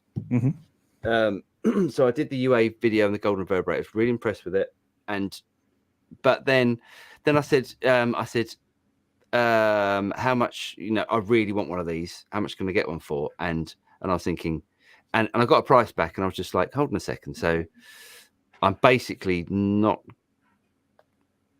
I've done you a video. Not as friendly as you might have hoped. People do buy stuff. I'm not saying that we're the most popular YouTube channel out there by any means, but people still buy stuff, and we only review stuff that we like. Yep. But you did have to say to Sting, jog on, go and speak to Beato. We haven't got time for you. And I still say the first 10 minutes of that video are some of the most cringeworthy YouTube you will ever watch, especially when Sting goes, "Greetings." Yeah, it's cringy. Yeah. That's actually not what he said, but it was something like that, and it was painful. But kudos to Rick for getting that interview. Yeah, it's astounding, isn't it? Shows what YouTube has done to the landscape, doesn't it? Yes. I don't know. He might get his videos blocked from time to time, but he has got some A-list buddies. I lost respect for him when he started doing stuff with Shaggy. So that for me, he lost that, and he lost the God figure when he started. This is not Rick Beato, by the way. Rick Beato's not done anything with Shaggy, James. I was going to say, when did Rick Beato do anything with Shaggy? That'd be a good collab, wouldn't it? We seem to have taken a left turn into dad joke cul-de-sac again. Certainly Let's have. reverse double quick and crack No, on. No, this is serious. No, I'm telling the truth. You saw the Sting stuff with Shaggy, didn't you? Yeah. You did. No, I didn't see that. Yeah, it's true. Yes, sounds painful. I think you did two with him. Shocking. Yeah. Anyway. Okay. It's a bit like when I went to see Muse. Yeah. On the Second Law tour, which was probably the best stage show I've ever seen. Amazing. The opening act was oh god, who's the awful South London rapper bloke? Mike Skinner. No. Dizzy Rascal. Dizzy Rascal. It was awful. Absolutely. Did he have Guthrie Govan with him? Who? Dizzy Rascal? No. Yeah, no, because that would have made it perfectly all right. Did you see that? There's a thing. Yeah. The BBC in the UK do a thing called the Electric Proms every year. Yeah. Yes. Which is a popular music. I'm trying to contextualize for the rest of the known world that's watching us. The popular music version of the classical music proms at the Royal Albert Hall. And it's probably 10 or 15 years ago now.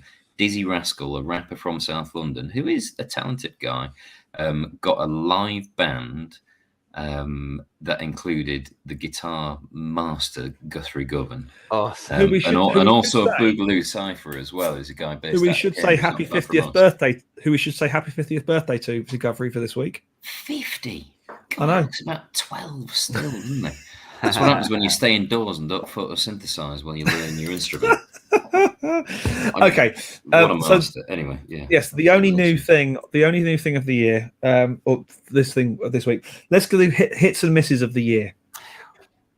Well, do you know what? Shall we do this next week? Shall we do this next week? Because we've already done an hour and 20 minutes. So shall we do like our hits and misses next week? And then as Greg's on, because Greg's been doing some work with his bits and pieces. Yes. It's not like that. It's not like that. Look, my hands are here. Okay. James, do you want to share again? I can share. There we go. I want to sort of do. Whoa! So you I need think you need to hide us off the screen, folks. It's all going to be. There we go. There we go. This is a good deal. Well found, sir. Look, I'm again going back to my northern sort of disposition of not wanting to part with my money. When I see 3 sets of guitar strings, people will say, "Oh, but it's all in the tone." My understanding is there are about 3 or 4 factories in the world that make guitar strings, and then they put them in different boxes. And so I'm not overly concerned that these strings here that I have bought en masse might have a different name on the front of them. Look, this day and age, I've got so many guitars, and I don't make enough money because I've got 2 small children. Hoover that stuff up. I'm just thinking, look, set of 10s, they'll do a job. Yeah. Plus, there's so little gigging, in my world these days. I can cope with the lack of 3% of tone that an unknown brand of strings is going to give me.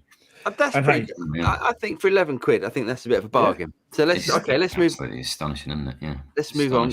So there's also the acoustic equivalent, which is quite these good. Ones the same. So I used to get these when they were in this. They had this picture on. I can't see what's going on, James. Just going to switch off. The proper old school. So they used to have this picture on them. Yeah. Martin M140s. So the thumbnail that you just showed there, Paul, it's a different graphic. They've updated it because they've gone from a cardboard box into these, airtight bags now, which is brilliant for freshness and such like. But that's just a bog standard 80/20 bronze string. I've used those for 20 years. They sound perfectly fine. And someone will say to me, "Yeah, but you get an extra 3% and fairy dust scratch on your back shoulder while you're playing if you spend 30 quid or whatever." For me, absolutely spot on. I've used those, as I say, for decades. They're a cracking string.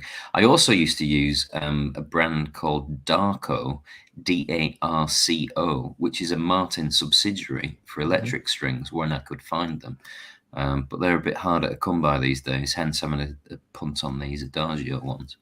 But I mean, if it's coming out of the same factory Martin come out of, how different is it going to be, and what is their quality control process? How much is that going to change from one thing to another? And let's face it, Martin don't make strings; they badge strings. There you go, exactly.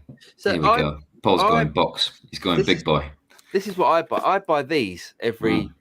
I don't know how long it lasts me. Maybe 8 months. Year, right? Yeah. There's 25 sets. Is it Diodario or Daddario? Daddario. Right. And I'm just saying that to annoy our American viewers. if you use strings like more than your average punter, and I think and if you're a professional musician, probably worth spending the extra money. You save money. You save money because you're buying 25 sets, and yes, it's about 100 quid. But what does that work out? Yeah. Well, I bought last time, I think two NAMs ago. A friend of ours, Joey, got me pre-COVID. Yeah, was getting me boxed sets, 5 sets in a box, and I think I came home with 25 sets because it was ludicrous. And I've still got, and it was stupidly low money, and of course the exchange rate was in our favour, so winner. Nice. So that was all good, but decent strings are really important. I remember going to buy my first guitar, and I broke the E string, and they weren't going to replace it even if I bought the guitar. So I walked out of the door very rapidly with my hard-earned cash still in my pocket. Right, should we do the music shop that I grew up near? I in my early days walked down there and bought a replacement high E string. Walked home, so I've spent about 45 minutes buying, a 90p string. Yeah. Put it on, tuned up, popped it, got my shoes back on, walked back down, bought another one. Those were the days when you're a kid learning, eh? Yes. Nice. Yeah. Nice. Okay, James. Yeah, you're on. Yeah, you're already on. So tell us about this, Greg. What's the? Well, again, I'm thinking we can save a few quid here. Reverend Guitars, if they're getting someone like the Gristle Master himself, Greg Koch, to stick his name to it, they've got something going on. And number two, I played your T-shaped object a few months ago, and it felt wonderful. And I was really intrigued. It's a great by guitar, isn't it? Just the pickups. Is it Piezo, or am I making No, that up? they're Fishman. Fishman's, that's it, isn't it? But with that, with the little boost button that's in between the volume and the tone there on the T-shaped one, phenomenal. And I've heard Greg Koch talking on, again, a different channel about the one that's got humbuckers. I won't suggest names again. I could go for an old Gibson Lester type that's got all of those problems, or I could buy or play a nice new one that's engineered out all of those problems and has got all the niceties of, I'm going to pleck this thing and it's going to feel like a dream to play. And look at the discounts on those things, the amount of guitar you're getting on those. I think that's a bargain. I think astonishing value for money. Well, if you think, I think the pickup set is near enough 300 quid. Yeah. So that's it's a great. Such good guitars, those Crystal Masters. Just for context, viewers, the reason that I pinged all these things over to James and Paul earlier was just this time of year there are some absolute bargains available. I'm sure everybody's the same. Come Black Friday, everybody has a little sniff around, don't they?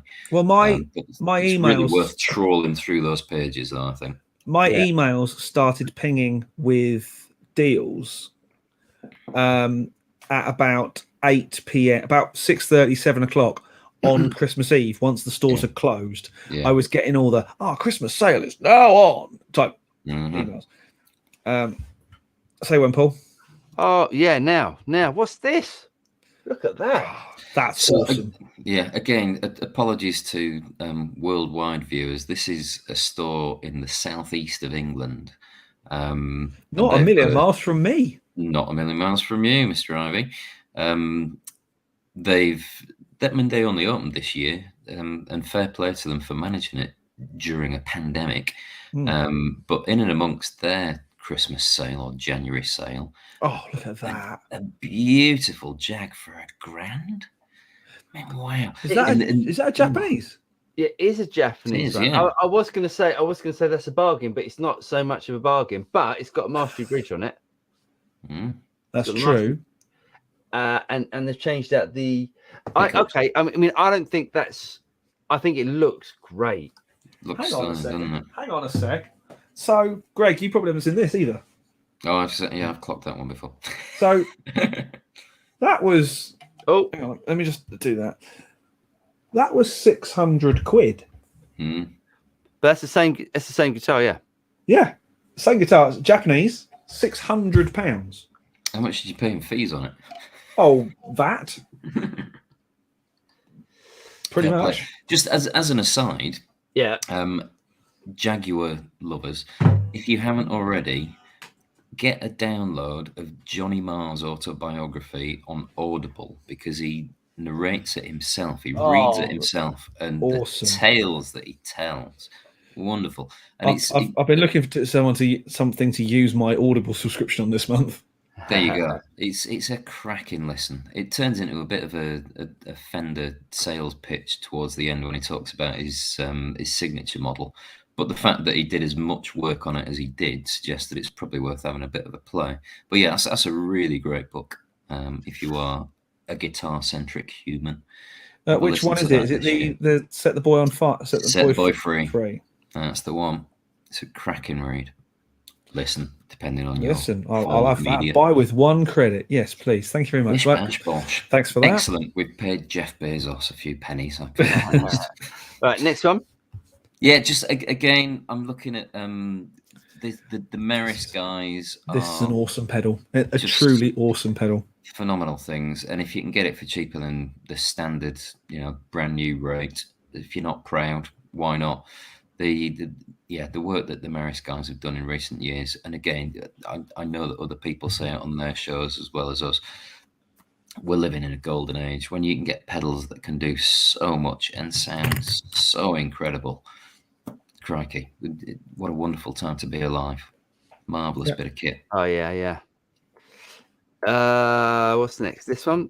This next. This one's next. What have we got here? I can't remember what I said. There we go. Interesting, this one. Yes. Now, in our little group, it probably is coming on 2 years ago now. We looked at the crowdfunder for this mod device thing, and both Paul and I certainly signed up, but then I started getting twitchy about COVID and thought, maybe I need to keep my money about me. And I canned it, but we could have had this thing delivered if we'd have stuck to our guns for £225 GB pounds, and they're now knocking them out at 400 quid a throw. But this, I'm interested to know. It would be an intriguing video to put your quad cortex against one of these things, because it has got a lot of power in it, and it's a tiny little box. And it's mostly just open source software of people coming up with new patches that are readily available, some of which are free, some of which are pay a fee for. But for something like that, of just, I can stick it in my gig bag, I can go straight to front of house and do a gig, and I've got everything under the hood. I'd be interested to know how that thing stood up against the quad cortex. I mean, there's one big problem. I was going to say it's so small. No, that neither Paul or I have a quad cortex anymore. Well, there you are, and surely that speaks volumes that it was such a heralded. We were talking about we were going to talk about hits and misses, but to me, and I'll say it now, the quad cortex was the biggest miss of the year by a country mile. And talk about this such waiting, but we'll go into that next week. Yeah, we're going to this week. This. We touched on boutique, very expensive hand-wired point-to-point amps earlier, and in a number of different formats, and then we made mention of the Victory Copper, which is a PCB, surface-mounted thing. There are options available to you if you are that way inclined, where you can just do it yourself. So what have we got there? We've got cab included. Black Tolex without a speaker because it's a head, so €900. It's going to be about 800, 850. There is a lot of tweaking, but James, you've said yourself in the past on this internet, you can handle a soldering iron. Yeah. The only thing that I'd say about that is, when you can go and it's an 18 watt one. When you can go and buy a Marshall Studio Plexi, yes, 20 watt Studio Plexi for less than that, and it's been made properly, and you haven't got to make it yourself. And I like the idea of the making it yourself and doing that and having a hobby. But I don't think this is not one that's gonna.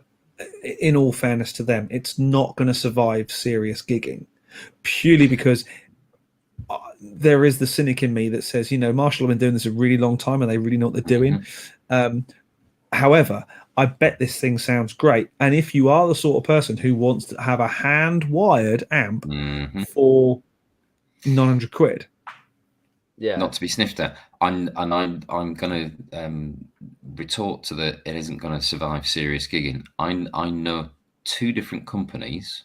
I won't go into detail for fear of embarrassment, but I know two different companies that use TAD Tube Amp Doctor kits as the basis for their amplifiers that they sell as boutique hand-wired amplifiers. Go on, tell us who. No. It's one of those. I'll obviously be on the messages later, but they are high quality kits that do indeed stand up to gigging and all the rest of it. They are beautiful. In that case, I take it back. So there are companies that basically wire these up and then sell them as their own thing. Is what you're saying? Oh God, that's shocking! Wow. Well, how shocking is it? Think how many Tube Screamer variants are there? Yeah, you're right. Yeah. This was one that I just found after. Was it John that messaged us earlier and made mention of these guys? Yeah, That's pretty. That's very pretty. Isn't it just? 1,700 quid. There's some nice looking things if you're that way inclined, aren't there? I'm really intrigued by this acoustic electric thing. It seems like an oxymoron to me with my small northern brain, but you know, I'm open to being persuaded. Awesome. Interesting. Yeah. Some good finds there. So, Finds there. I mean, the other thing I would also suggest to anyone who is in the market at the moment is, for example, just today, I've had the Guitar X demo sale email come through. I've had the PMT X demo GAC. We don't shop at GAC because you were with me when we had the worst customer service experience of all time.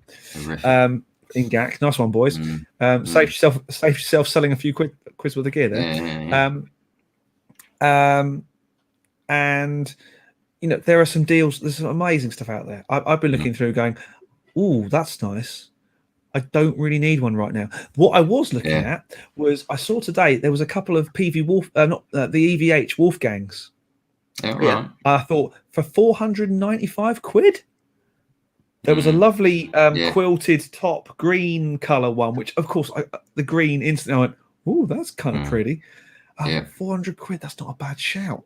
And a year ago, if you'd have parted with 800 or 1,000 for it after he passed, you'd be livid now, wouldn't you? Yeah, wouldn't you?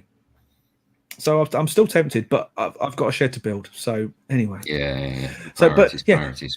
If you find yourself on the tube or on a bus or on a train, and you've got a few minutes, and you are looking, plow through the X demo and the B stock stuff, because that's where the bargains are, and the pre-owned stuff. Because I know, Paul, you're a big fan of having someone else put the first ding on it, aren't you? Oh, without a doubt. I love the first. Someone can put a ding on something for me. Without and save you 500 quid. Yeah, I guess it's the same the world over, but the thing that I always think about with this is if you buy a brand new car from the garage, as soon as you've driven off that parking lot, you've lost a third of the value of it. Let somebody else go through that rigmarole and pick it up on Facebook, eBay, or in these sales, B stock stuff. Get yourself a real good bargain. And now, certainly now until probably March, is really the time for that, isn't it?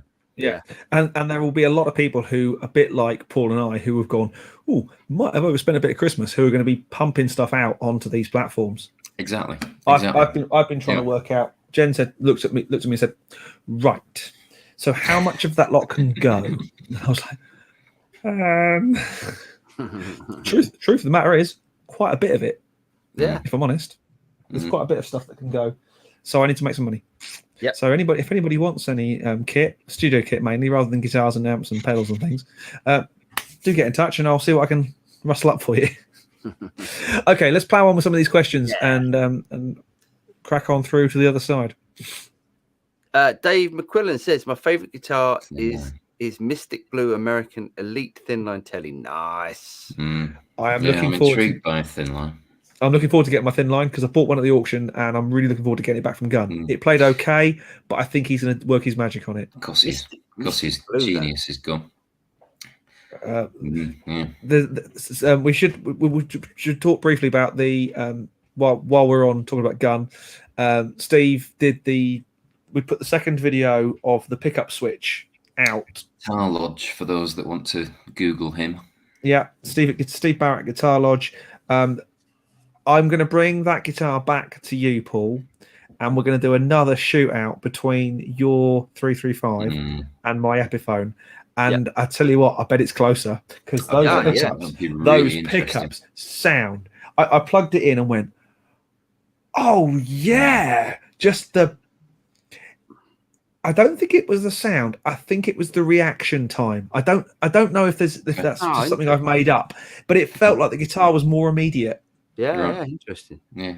I was like, could be. Oh yes, yeah. So yeah, Gunn's working his magic on that, and he's also doing the Dan Electro that I bought for no money, which is really annoying because I've got two projects on at the minute that could both do with that guitar.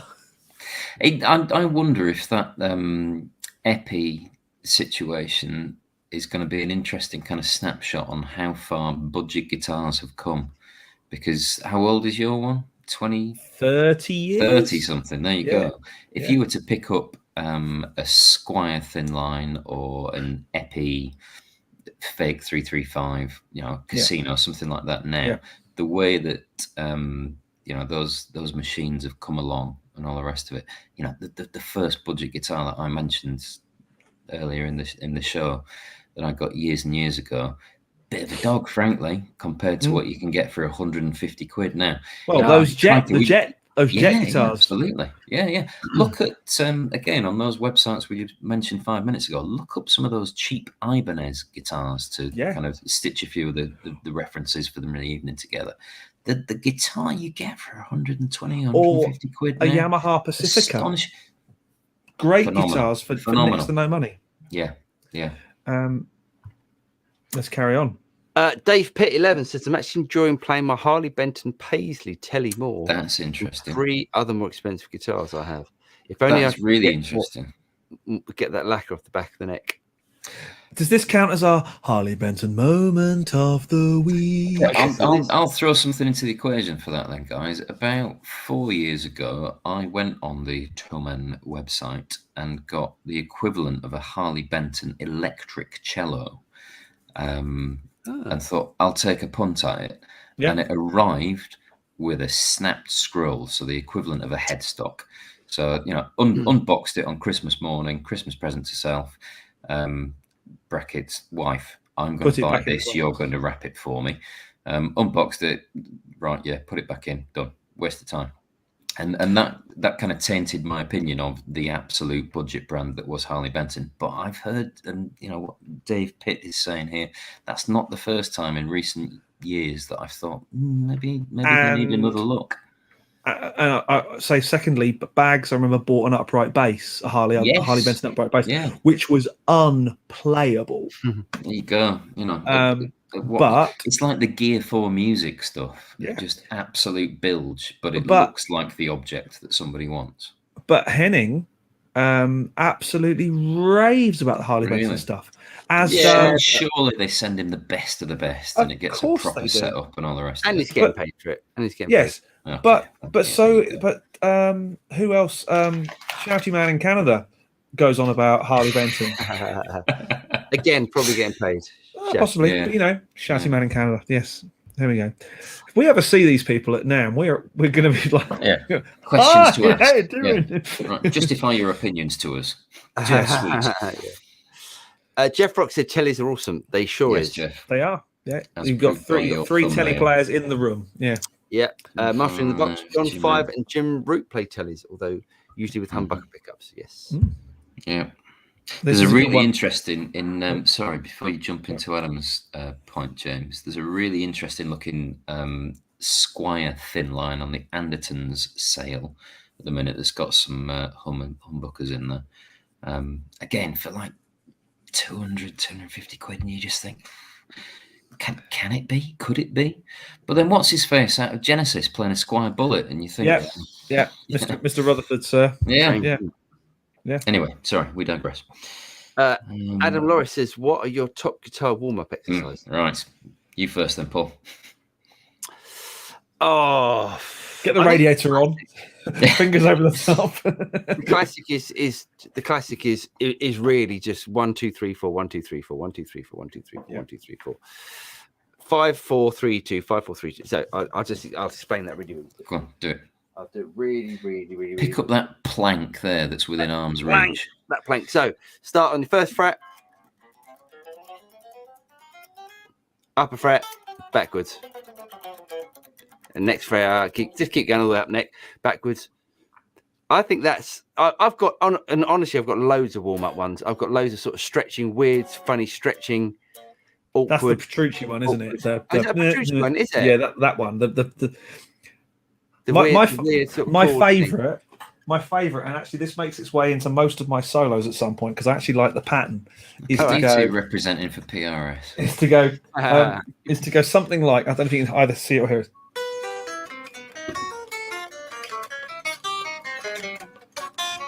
So like major sevens down. To because you get the backwards and forwards of it. Well, sweep picking. Well, not necessarily sweep, but you can choose how you pick. You can either pick, or you can pick backwards and forwards, and it's just a nice exercise, and it's quite musical as well. It's not just playing. Yeah, I like that. Yeah. My variation on both of those themes is the Satriani one. In fact, Paul, grab that thing again and see if I can describe it well enough for you to. If you can do it, then the rest of the viewers will be able to get it. So you're going to do first finger on the first fret of the G string, second finger on the second fret of the B string, third finger on the third fret of the E string, and you're going to pick all downstrokes: G string, B string, E string.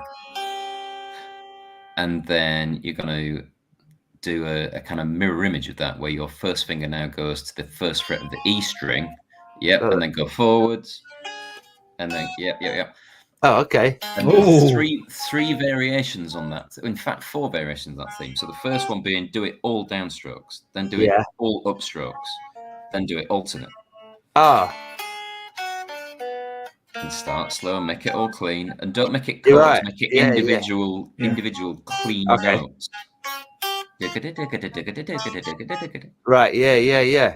And then once you're warmed up with that, you can then do the horrible version. Start with your first finger on the first fret of the fat E string. Yeah. Second finger on the second fret of the A. Third finger on the third fret of the D. Fourth finger on the fourth fret of the G. And do the same thing. Because once you get your pinky into the equation as well, ouch. And then for a real life application of that, if you listen to the Attitude song by some chancer called Steve V. I don't know. Anyway, there's a lick in the middle of there where you hear the same thing. Yes,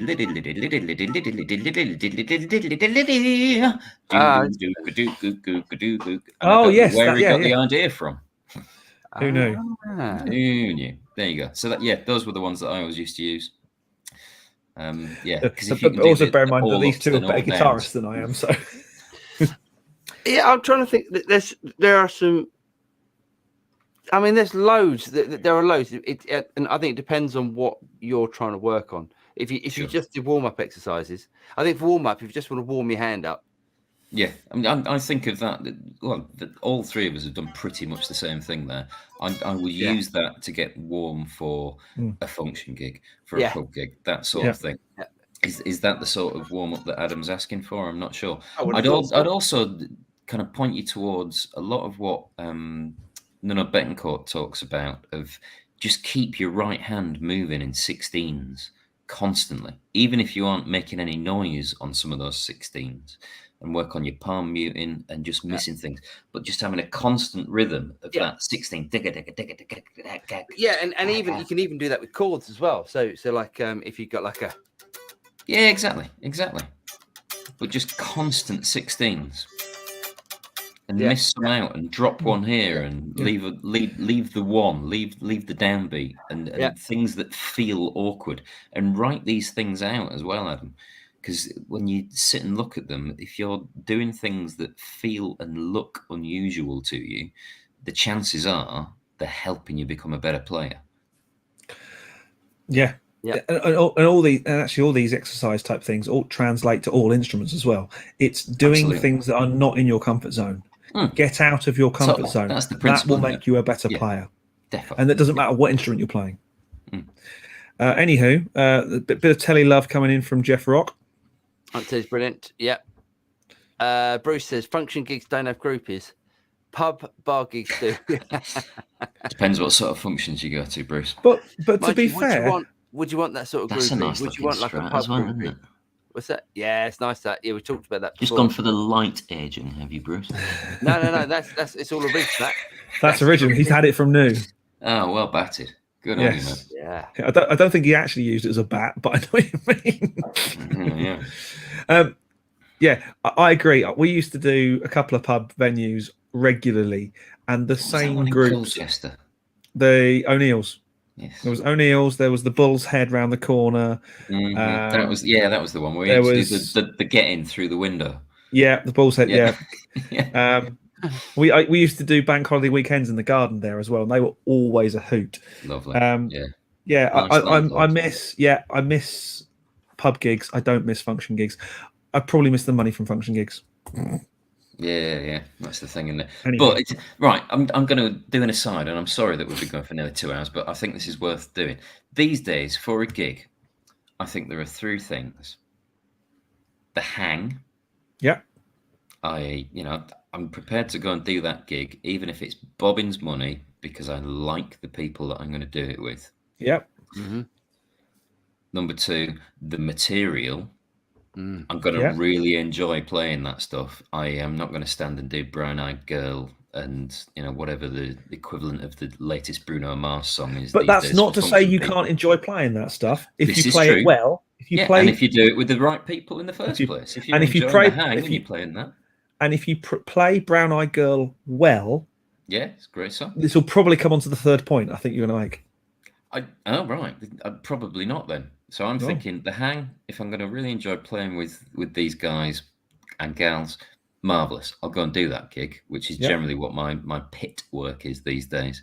Number 2, I'm going to really enjoy the material. And then number 3, sorry, I'm northern. If it's an obscene amount of money, there's a decent chance you're going to get me out the door, and I'm prepared to let's think of that one that we did in Portsmouth, James. I'm going to lift that coffin-sized PA cabinet out of the car park, through the elevator, in the outside of the building, and then back down some stairs, and then across the middle of the pub to get to that weird staging area, and then do it all again at the other end. But hey, you however, and this is a bit us telling weird band stories. That was Tiger in Portsmouth, in Gun Wharf in Portsmouth. It's basically a two lift get in. Years ago. It's awful. Oh. However, imagine getting to the walkabout in Portsmouth, setting up, doing your sound check, and then the band that are supposed to be playing the walkabout in Portsmouth turning up and saying, "You're on the wrong gig, boys." Done that. Us breaking down and realizing that our gig was actually in Tiger in Portsmouth, so we had to do the world's worst get in. And Bags didn't think I was going to show to do. Just I was going to drive home and blow it out because I was so utterly. That's the first time in 14 years of gigging that I got properly narky, slightly irate. But then you thought, you know what? This isn't what Granddaddy Ivy went through the walls for. And I remember it was Tiago who was playing guitar on the gig as well. So that's how, I so, a bass player called Tiago. He's not a bass player, is he? He was a bass player as well. Really good bass player. Dude. Yeah, he is. What, sorry? Portuguese. Yeah. Monster. Curly hair. Absolute monster of a player. Beautiful guy. Cambridge way. Is he up here now these days? No, he's gone home now. Is he gonna? Yeah. Last I heard, he was back in Europe. Yeah, but great player, lovely guy, great player, wonderful guy. I turned up to a festival in Kent about 12 years ago as a festival goer, and the Bandioki band, lo and behold, who's playing guitar but Tiago, and the people that I was with said, "Come on, you've got to get up and do one." And Darkness, I Believe in a Thing Called Love. And I was expecting to just stand there and sing, and Tiago just handed me his guitar and walked off. I was like, fair play, man. What a nice guy. Wonderful guy. I didn't see it, but Tiago backed Ron Bumblefoot Tarl on his A tour. Nice. He was bass player on that gig. Yeah, great, monster lovely musician. guy. Anyway, yeah. Hello, Tiago, if you're watching. Beautiful guy, we miss you. Yes, we do. Aristotle Dukas, Robert Malone is just a one guy in a study group and not the inventor of anything, and has not been working on the. We're getting political. Let's move on. Yeah, we are. Yeah, let's move on. Quick. Paul says, "Did you say that 30,000 do it for your fans gets a Fender Esquire?" That's what I heard, Paul. Yeah, 30 million, or maybe 300. Yeah, 3 million. Yeah, once you've got 3 million viewing hours, then you can afford to give the Fender Esquire. Yeah. We end up in Supercar Blondie territory. But let's move on. Mike says, "It's a shame, and I've missed some stuff, but I will live to see them again another day. It's about the missed gigs again. Yeah, Yes. wise words, Mike. But look, everybody balances their risk reward, don't they? Definitely. So, you know, do what's right for you, mate. Definitely. David Bro says, I'm going to see Gary Clark Jr. and Marcus Beautiful. King Band within 5 days apart. They might not show, but I'll be there. Nice one. That'd be a good gig. Yeah. That'll be a cracking week of your life, David. Enjoy yourself, mate. Future Cheer Team. Good evening, Ian. Hope you have a gig next July. Hope happy Christmas and New Year's, Chin, my guys. friend. A gaze, apparently. A New Year's gaze. Yes. Great program as usual, Ian. Cheers, Ian. Nice to hear. Thanks, buddy. Yes, there is plans afoot for us to be the whatever the Future Cheer Tech team will be out live at that gig again. We're going to do another turn, are we? Oh, we're gonna do it live this year, fully live. I'll say that, fully live. Pet says that our Zach is a knowledgeable guy. It certainly is. It was after his review of the Brent Mason Telecaster that had me reaching for the plastic. Now she hangs beautifully in sunny. Nice. Hello, Eber Vale, the company that I do my day job for. Have just procured a factory there. Beautiful part of the world. It's in as close as you get to mountain territory in the UK for the rest of the world. So hello, Pet. Congratulations on that Brent Mason Telly. It's a lovely guitar. Yeah. Here's one interesting one. Mad Cat. Yes, good shout. Yeah, good one. Yeah. Cheers. Yeah. But, yes. Clive's got depending on how old it is. Yeah. Me and Clive were actually talking about because Clive's got a 2-rock as well. So we're having a chat about that. The only thing about Bad Cat, so I ordered a Bad Cat. This was it was one of the hand-wired ones, and we ordered it. It was secondhand in GAK, and it turned up, and it was a right mess. And anyway, Cat customer service. Anyway, yes, it was all fine. We got it working. Plugged it in. We didn't like it, did we, James? You were here the day that I was here, and I ended up screwing the amp module back into the head cabinet because it had come in wrapped in some 5-year-old bubble wrap with all the bubbles popped. A cardboard box. I wouldn't send a postage stamp in. Shocking, absolutely shocking for an amp that was 4 figures. Well, two grand. No, it wasn't. It wasn't. I think new they're around that sort of. It was about but a new amp would have been 2 grand. Sure, so it's a lot of money. It's a lot of money. I'm concerned that I'm going to start having a real go at them. So let's not talk about that distributor. The only thing about opportunity anymore. Sorry. Going back to Bad Cat as opposed to bad where Gat. it came from. That's Bad Cat.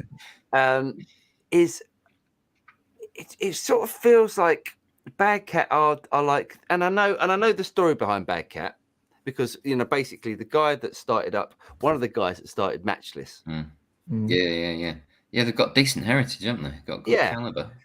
Went to Bad Cat and started Bad Cat and started doing that. And I think the early Bad Cats are basically Matchless amps. The new Bad Cat. A lot of changes with that company, though. Yeah, it feels like Bad Cat now are the trying to be Matchless, and that's really that's not fair. But do you know what I mean? It's not. Yeah. Because even the look and everything is like Matchless. From memory, they appear in the Tube Amp book by Aspen Pittman, which is absolutely the Bible. If you've ever had even a vague interest in tube amplification or valve for those Americans out there. Ordering this now. This sounds the Tube Amp book by a guy called Aspen Pittman, who's not long since dead, is astonishing. Tells you everything you ever needed to know and includes all of the schematics in the back of the book as well. 50 quid, mate. It is worth double, treble that. It is an astonishing tome. It is beautiful. Would not be the most expensive book I've ever bought. No, fair enough. The knowledge in there is phenomenal. Well worth a look. If you've ever been interested in tube amps, valve amps, have a look at the Tube Amp book by Aspen Pittman.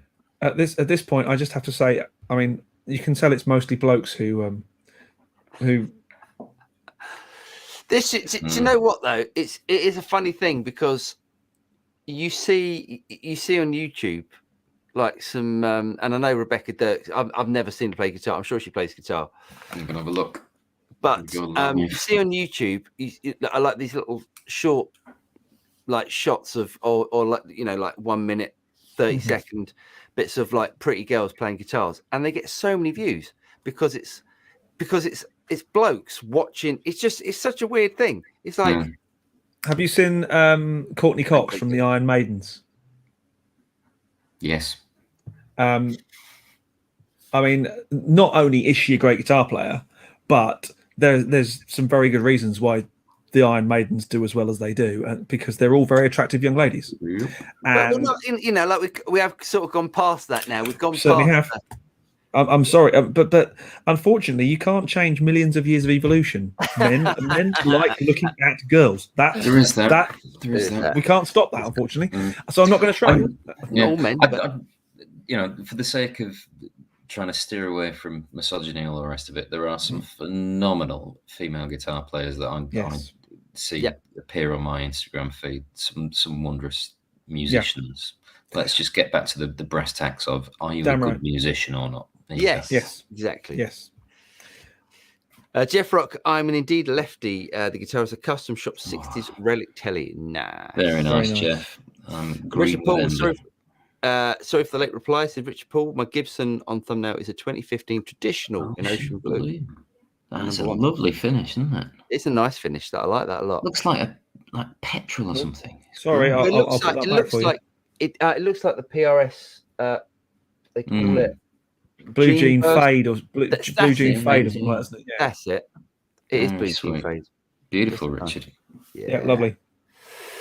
Odd UK, my singer wants to sing BVs for the first time. Wants me to sing BVs for the first time. Can I just bring my Shaw SM57 I use at home and just stick on a cheap mic stand? Absolutely. Yep. Yes. Yep. Ask whoever's driving the desk to give you a bit of reverb and crack on, OG. You'll be fine, mate. You'll be fine. And the trick is with BVs, because you want a slightly different tone from the lead vocal, because you want the lead vocal to be at the front, so hence the lead vocalist is going to have the mic probably somewhere in their mouth. Back off about 2 or 3 inches. That way you'll get the right tone for BVs, and you won't sound as in your face. One of the biggest differences to my singing I did was when I went from using a Britney headset to actually using a mic drop down in front of me so I could back off for BVs. Nice. Yeah. Anyway. Nice. And that, dear viewer, is a solid gold gem from decades of gigging. Take that and use it. Save you the time. Matthew Cornwall says, hello, gents. I found your channel about a week ago and I've been binge watching every day. Oh, nice one. Thanks, mate. One closer. Matthew, look on eBay. I have seen 2 combos, including a 100-watt version here in the UK. I don't know if you are here or elsewhere in this universe, but you can find some deals still. There was a stereo 100-watt for £275 on eBay a week or 2 back, and you just think, crikey, if you went into a shop now and asked for a valve amplifier for sub £300 that you could gig with, you'd get a Bugera. Exactly, and based on previous Studio Reps content, which I should be able to say you can watch here on the rerun, you can see exactly what the guys think of the Bugera quality control system. Yes. John Wallace says he loves the Astra. Yeah, man. It's just again. I'm sorry. I'm making this run very long tonight, guys, and I apologize. No, mate, John's got a fair shout. The Astra. Have a little look for the JHS, the Josh Scott rundown of when those 3 pedals came out, because Tor XTC now UA and Josh Smith and Jumanu actually designed the pedals, all sat there, plus Josh giving his input, all 4 of them going through, and it's a deep dive. It's north of an hour. It's a brilliant watch, and it gives you a really beautiful in-depth look at all 3 of those pedals. It's a great because you also know where James Santiago came from, don't you? That's him, isn't it? There we go. Well, I mean, everywhere. Voodoo Labs was all him. Yeah. And right, here's a nice little bit of guitar trivia. Who played guitar on that weird? I've got piece of plastic and I'd press buttons on a games console. Guitar Hero. Oh right, was it him? Mr. Santiago. Because He did the Cliffs of Dover version on Guitar so Hero. this is where the hilariousness comes from. It was a NAMM several years ago, and I was demoing 11 Rack, and James comes over, who was still with Voodoo Labs at the time. He said, "You have to come and check out this pedal we've got. It's called a Giggity pedal." Okay. And basically, it's a way to turn your Strat into a Les Paul or your Les Paul into a Strat using some clever phasey stuff. It's very, very cool pedal. At the time, I was stood there and going, and I went, but it wasn't that cool because I'm not that good. And then Eric Johnson walked past, and his head went, and time for bed, James. Probably, no idea who the number is, and. Oh, nice, Mr. Johnson. Mr. Johnson you're past, playing Mr. and Johnson. my fingers went. Yeah, that's the end of that then. Thank you and good night. Oh, that ties things together quite nicely, having spoken about the TC stereo chorus flanger earlier as well, doesn't it? Someone's very keen to speak to me, and I don't know who the number is. So, let's go to the next one. Yes, shall we, let's carry on, please. We get through these because we've been over 2 hours, and we have. And I'm desperately trying to find. There we go. Right, next one. Pet says Beato interviewing Tommy Emmanuel is tremendous. Rick Beato and Shaggy. I had the misfortune of seeing Sting and Shaggy perform for the Royals on YouTube. Dreadful. That Tommy Emmanuel episode is a great watch as well. Pet. Good shout. Yeah. Good shout, mate. Michael Hurwitz, Happy New Year, gents. Thanks, Michael. Happy New Year to you too, buddy.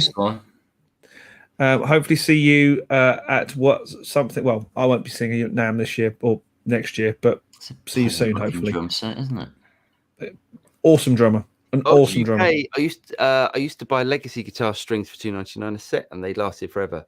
Then they disappeared for a while and came back with a new logo, and those started breaking. Right, that's interesting. Well, £3 a set of strings. Whew. Imagine that. Jeez. New gear test. Michael says, new gear test alert. I'm currently demoing a Hazel Rig Industries VLC all-tube channel strip. Stunning as a guitar DI. I tracked it yesterday with amazing results. Nice. Interesting. I like the sound of that. Oh, yes. Jeff Rock, the Reverend guitars are great. I have a Go double agent W in black. So good. Nice. Very nice. Nice. Pet says, the boy Free is currently nestled on my bookshelf between Songwriting Secrets of the Beatles by Dominic Pedler and Captain Beefheart biography. Sounds like a good library, Pat. Nice. Yes, indeed. Bruce Brooks says, James, I have a 72 thin line Telly reissue. You're going to love it. Yes, I think I am. It's going to be brilliant. Forward, is it? Yeah. Dennis Newbie, thanks so much for all the great tips and the heads up warnings. Priceless. Cheers, mate. We do our best. We make the mistakes so you don't have to. Yeah, absolutely. Douglas HB, Harley Benham. It's come a long way. Bought two recently, both great value, very good playability. Canada here too. Ha ha ha. Nice. Hope you're in the warm bit of Canada. Good luck to you, mate. David McGuinness says, just got Harley Benton TE80 Mad Cat copy. Bad cat. Oh no, Mad Cat. What is a Mad Cat guitar? You guys crack on. I'll have a look. Yeah. Okay, nice one. David Bro says, after jam, really enjoyed the edition of Greg today. Cheers, mates. Nice one. Thank you, David. Good on you, mate. LDAG says, I still use my Frank Gambale books. Nice. Actually, yeah, great for warm-ups. Certainly, his stuff. He's a monster player. I love his singing. He'll never get anywhere. Can't hold a note. Can't put two notes together. That lad. His singing voice, not all that. His guitar playing. Off the chart. Adam Loris, thank you. Nice things to add to my warm up and put me out of my comfort zone. Maybe do a warm up video if you have a lot of them. Yes, a good idea. It's the old Prince. The old Prince job. Yeah. Beautiful. The old Prince job. Yeah. Very nice. Ooh, I'm going to stop looking at that website because I've got a sneaky suspicion that the mortgage will come into question if I carry on. Right, okay, carry on. Here we go. Jeff Rock, in the days before sat-nav and mobile phones, travelling from North Wales, me and the bass player drove to a gig at Legion in Wigan The singer and the drummer went to the Legion and will. Oh, no. For those of you in the rest of the known world, that is a distance of probably only 70 miles. But in the way that the roads in England, you're gonna miss the first dance, amongst other things. I remember doing a gig.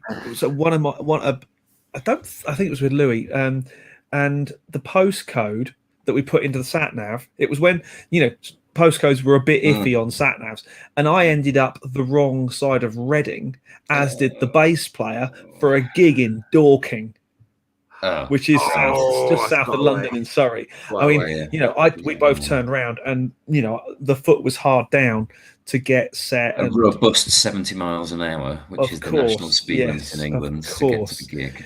Yes, Pez is just saving us all at this point. Pez says, you wrongly assume my love for Dirks is a physical objectification. I just want to talk nerdy, guitar-y nerdy. Wouldn't we all, mate? Wouldn't we all? I believe you, Pez, millions. Matthew Cornwell, I've been eyeing that JCM 900 for a while, but I play at home and thought the 50 watt would be more suitable. Definitely, no, to be honest, if you're playing at home, Squire. Cracking. 50 watt, forget 50 watt, 100 watt at home. Get yourself the either one will be too loud for home, and get yourself an attenuator, and you'll be having a lovely time. There's no point in buying a JCM 900 if you're not. Or one of those. What do you make of the Origin series, Paul? I never tried the Origin. No, because they're like 5 watts. If you're playing at home, Matthew, 5 watts is far more manageable. And if we're talking 5 watts, again, if you go, I'm just assuming that you're based in the UK. If you go on eBay and look up Black Star, you will find 5 watt fully valve tube amplifiers for sub £200. One went a couple of days ago for 165 quid for a 5 watt amplifier. Now you can argue till the cows come home about the fact that it's PCB and all the rest of it. And if you really push an amp that size and that style of manufacture hard, it's going to burst into flames, because that's just what those kind of things will do after a while. But that's not a Black Star specific thing. That's just the nature of the beast. If you're not going to absolutely dime it at 5 watts full power all the time while you're playing at home, you could do a lot worse, because you get the joy of the power amp section working as well as the front end, then, don't you? Plus is it ISP that Black Star have got? They've got that control where you can theoretically get all the sounds in the history of the world ever. But you can certainly do a decent approximation, and if you've got a decent approximation plus volume, you're going to have a fun time playing your guitar. Oh yes. Ron Siegel, nothing additional to add. Look forward every week to you guys. I subscribe a few more times to get you over 30,000. Thanks, mate. Good lad, Ron. Great show today, guys, as usual. Cheers, Bruce. Nice one, Bruce. I'd love to see that guitar 22. As well as you.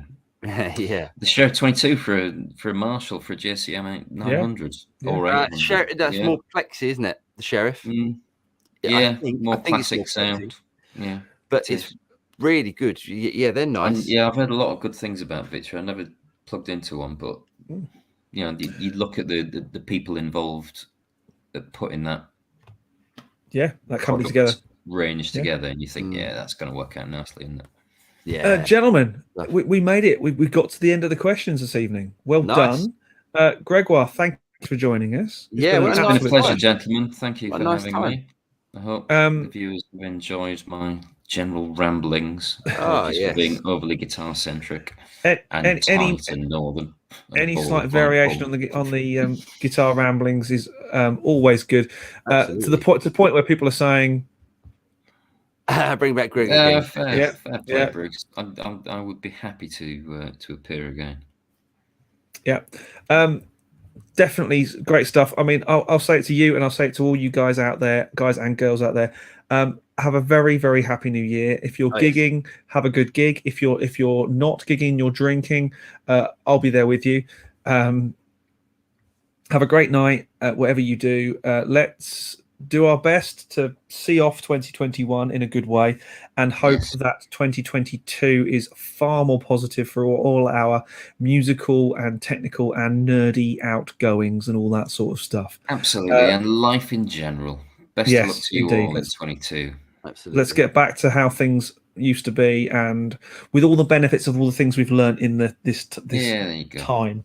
So we will of course see you next Wednesday for more of the same, our first show of 2022.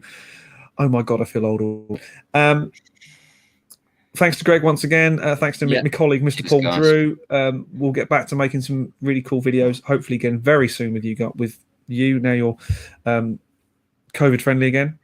Can I just say, you know the request I put out for the extra subscribers? Do you know how many we've got?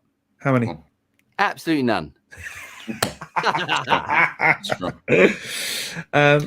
Ladies and gentlemen, don't just stop at subscribing. You can, of course, join and blimey, the sales beautiful pitch merch. Beautiful merch from the Studio Rats. There's some lovely things. Get it going. Everybody loves a hoodie. Everybody loves a hoodie. Subtle hint there, guys. Have a great one. Have a great new year, and we'll see you next week for the first show of 2022. But for now, take care, everyone, and good night. Cheers, guys. Okay, bye-bye.